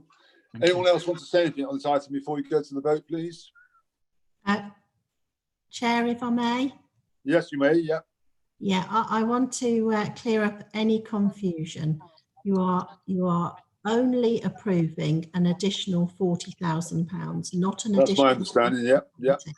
As Councillor Mitchell-Wright just said, 120 is the original budget approved. We are merely adding 40,000 to that. Yeah. Okay. Thanks for that clarification, Audra. So on that basis, Joel, can we move to the vote, please? Chris, can I just say something? Of course you can, Ian. Sorry, I didn't see you on my list though. Okay, yeah, fine, Ian.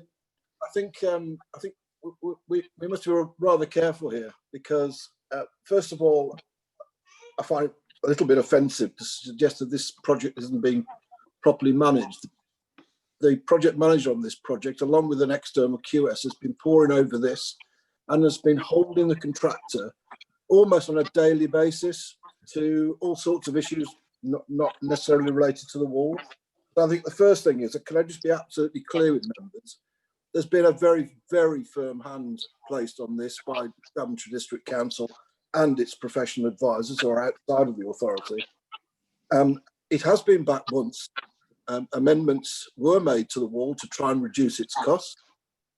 It went through planning, and whether Councillor Osborne wishes to say something at this point, I don't know, but I would say that it was not particularly, it was approved, but I think the route to approval was rather difficult. And I think if members are suggesting, as I know we have the suggestion at Strategy Group, that officers aren't trying hard to keep costs down or haven't tried to reduce the costs of this wall, I think, as I've just said, is actually not correct in any shape or form. And what I wouldn't want is on public record the suggestion that this has been mismanaged in some way, this whole project, which happens to be over a £10 million project. So there are plenty of other areas that, could I say, could have easily overspent by significantly more. And this wall is a requirement, a statutory requirement to replace. We managed to achieve about a third of the bricks that were in the original wall that can be reused, a very, very small number. that costs a lot of money. Reclaiming bricks from an existing wall, particularly when part of that wall wasn't built in lime mortar, which is easy to remove from bricks, it was built in a cement mortar. That is much more difficult to remove and has resulted in very few of the original bricks being reused. So I think it's just a matter of public record. You know, we have been trying desperately hard to keep the cost of this wall down to the point where we've actually reduced the height of the original wall to reduce the level of foundations required. All of these things have already been done, and this is a net result. The £40,000 is now a price from the contractor to complete the wall in accordance with the planning consent that's been recently amended to reduce the cost of the wall down to the additional 40,000. Thank you. Thank you, Mr. Ian, for that clarification. Councillor Morgan. Thank you, Chair. I know Councillor Guildford wants to speak too. Is any quicker? I know, really? Councillor Morgan. It's I'm okay. chairing the meeting. Sorry, Councillor Morgan. I'm chairing the meeting. If you don't want to speak, I'll go to Councillor No, Chair. Chair, let me. Well, I'm just saying speak, to you, I'm calling you to speak. Thank you. Thank you. It's okay, Chair. I wasn't sure whose hands up first. Sorry. The point I was going to make is thank you very much to our Chief Executive. The point was, it's very ironic actually, isn't it? Because often we've been accused of being too prudent and too careful. And it's kind of like a topsy-turvy world when all of a sudden perhaps people accuse us of not being careful enough. And I'm very glad that Chief Executive has said that about the amount of focus that's been applied on the project. I think the one interesting thing about this item is people can relate to a wall, and that's why people get very excited about it. And it often is the case, isn't it, where we'll spend hours discussing quite straightforward things, albeit £40,000, and I do appreciate that, because we can relate to them very easily.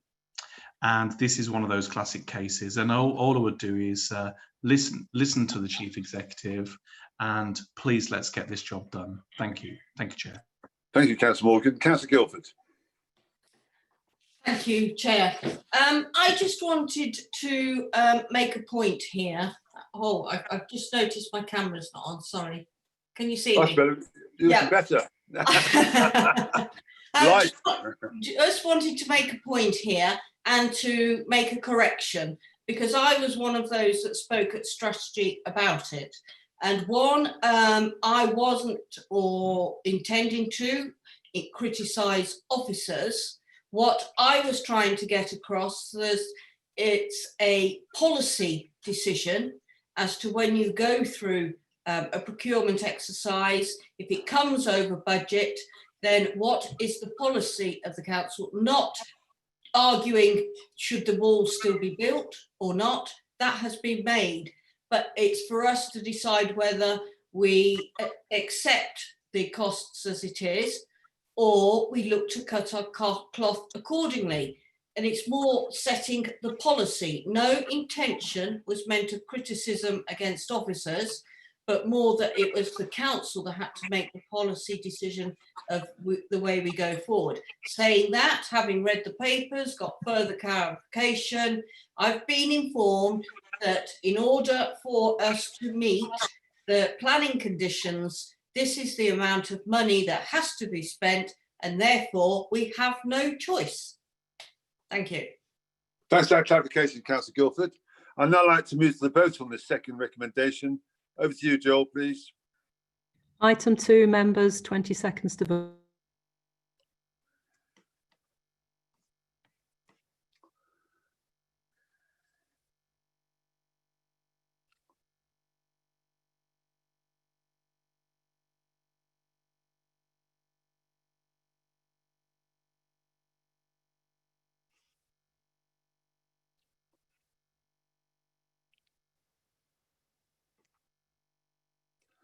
Uh, 77% in favour, so that's carried, that's passed.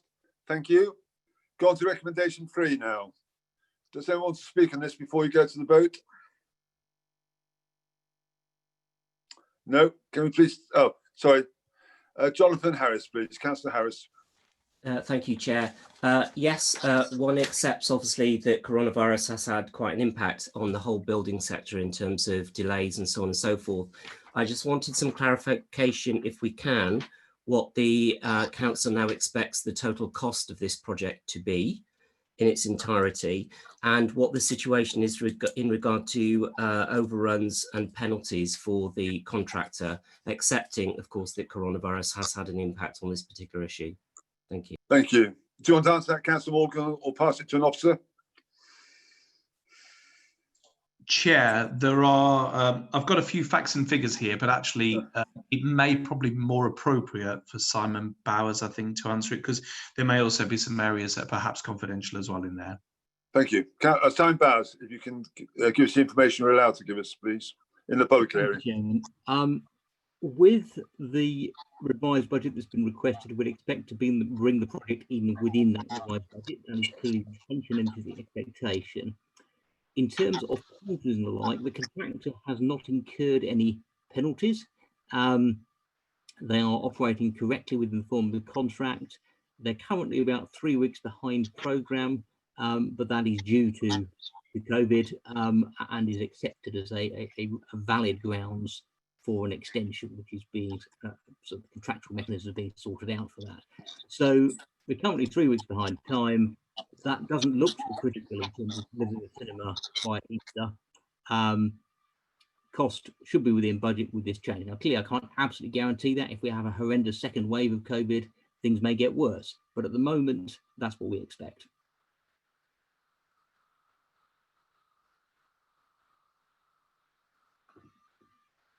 Thanks for that clarification, Simon. Thanks much indeed for that. Can we move to the vote of this one now, please? For you, Joel. Item 3, members, 20 seconds to vote.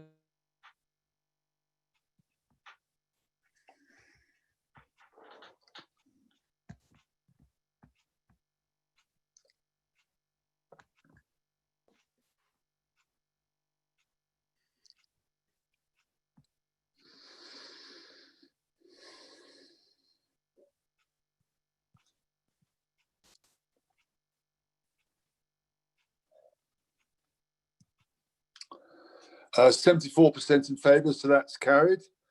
Can we go on to recommendation 4 now, please? Does anyone want to speak on item 4? Chair, may I? I think, because of the originally slightly more sensitive nature on this one, I think we probably perhaps need to be a little bit more careful. I would have nothing to say. It was pretty self-explanatory on this one. Yeah. Okay. So can we go to the vote of this, please? Item recommendation 4. For you, Jill, please. Item 4, members, 20 seconds to.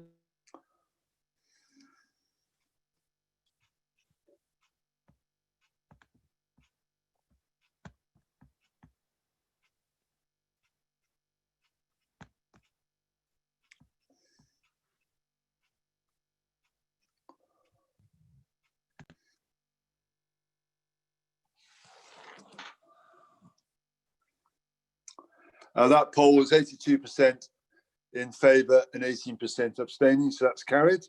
So that ends that particular recommendation, Councillor Morgan, so thank you for that. Can we move on now to the next item, compensation arrangement redundancy policy report. Councillor Brown. Thank you, Chairman. Just a single recommendation before members on this paper, which is that the revisions to the compensation arrangements redundancy policy be approved. There is only a single revision to that policy, which is that the redeployment compensation to staff members who are redeployed to lesser roles be increased from the statutory 12 months at full pay to an addition, and we add on an additional 6 months at 50% of the salary difference. Now, this has come from the Future in Advance programme, and the intention behind it is that, as far as possible, we have uniformity in employment terms and conditions ahead of vesting day, so that nobody from one council or another is significantly disadvantaged in any way as they transfer over under TUPE arrangements to the West Northamptonshire Council. Now, essentially, at the moment, there is some significant disparity between the arrangements at councils across Northamptonshire. As I say, currently in Daventry District Council, we are at the statutory 12 months pay protection. We feel that it's important that we ensure that our staff aren't adversely affected as a result of being on those minimum terms compared to those who would potentially be far more expensive to redeploy should that situation arise. People should be assured that in terms of the taxpayers' exposure to any expense, the protection is generally linked to bands of jobs and the usual that we would only protect people a grade or so below. So there'd be a relatively small exposure financially, but I firmly believe this is the right thing to do by our staff. It's been agreed via the trade unions in negotiations, and I would hope that members from all parties would be in agreement in protecting our staff as they transfer over. So as I say, it's a single revision to the policy, and I welcome any questions. Thank you very much, Councillor Brown. Councillor Morgan? No, I didn't have any particular questions, but thank you very much, comprehensive. And I do like the way Councillor Brown says he welcomes any questions. That's very welcome. So you're seconding it, are you, Councillor Morgan? Sorry, yes, I do apologise. I was also seconding. Yes. It's late, isn't it? Sorry, Chair. It's late. I know it's late. Yeah, concentration is difficult. Okay, thanks, Councillor Morgan. Are there any speakers? Doesn't appear so. So can we move straight to the vote, please? Jill? Members, you have 20 seconds to vote.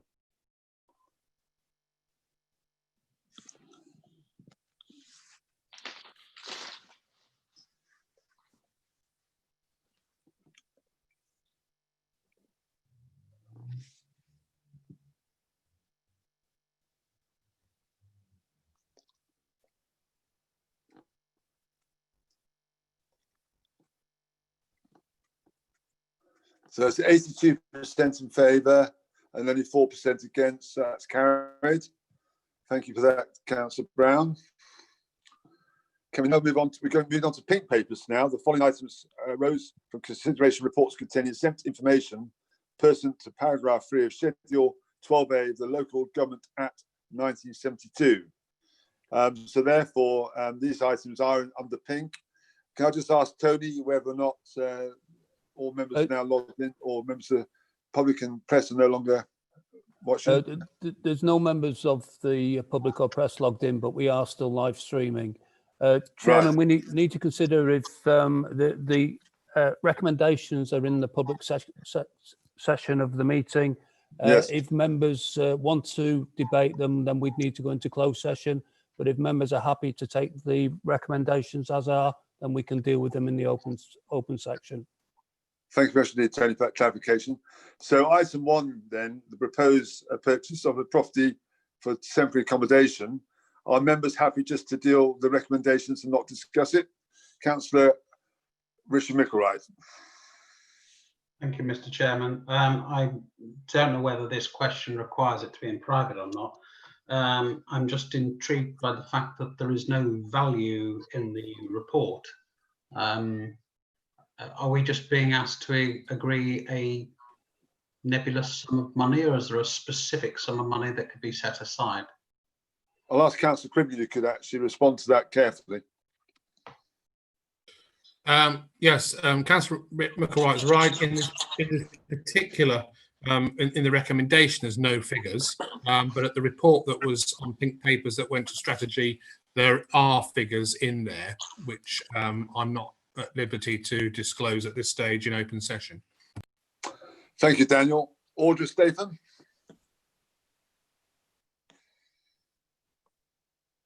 Members, I just wanted to point out that within this report, it does actually say that if we go ahead with the purchase, it actually forms one of the 18 that is covered by the previous report.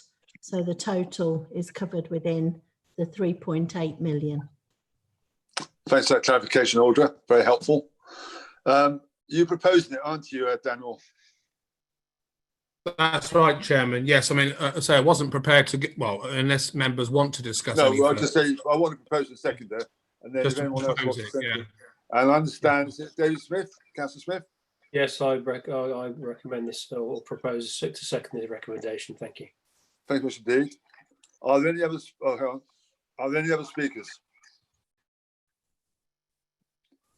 No, in that case, can we go to the vote, please, Jill? Members, you have 20 seconds.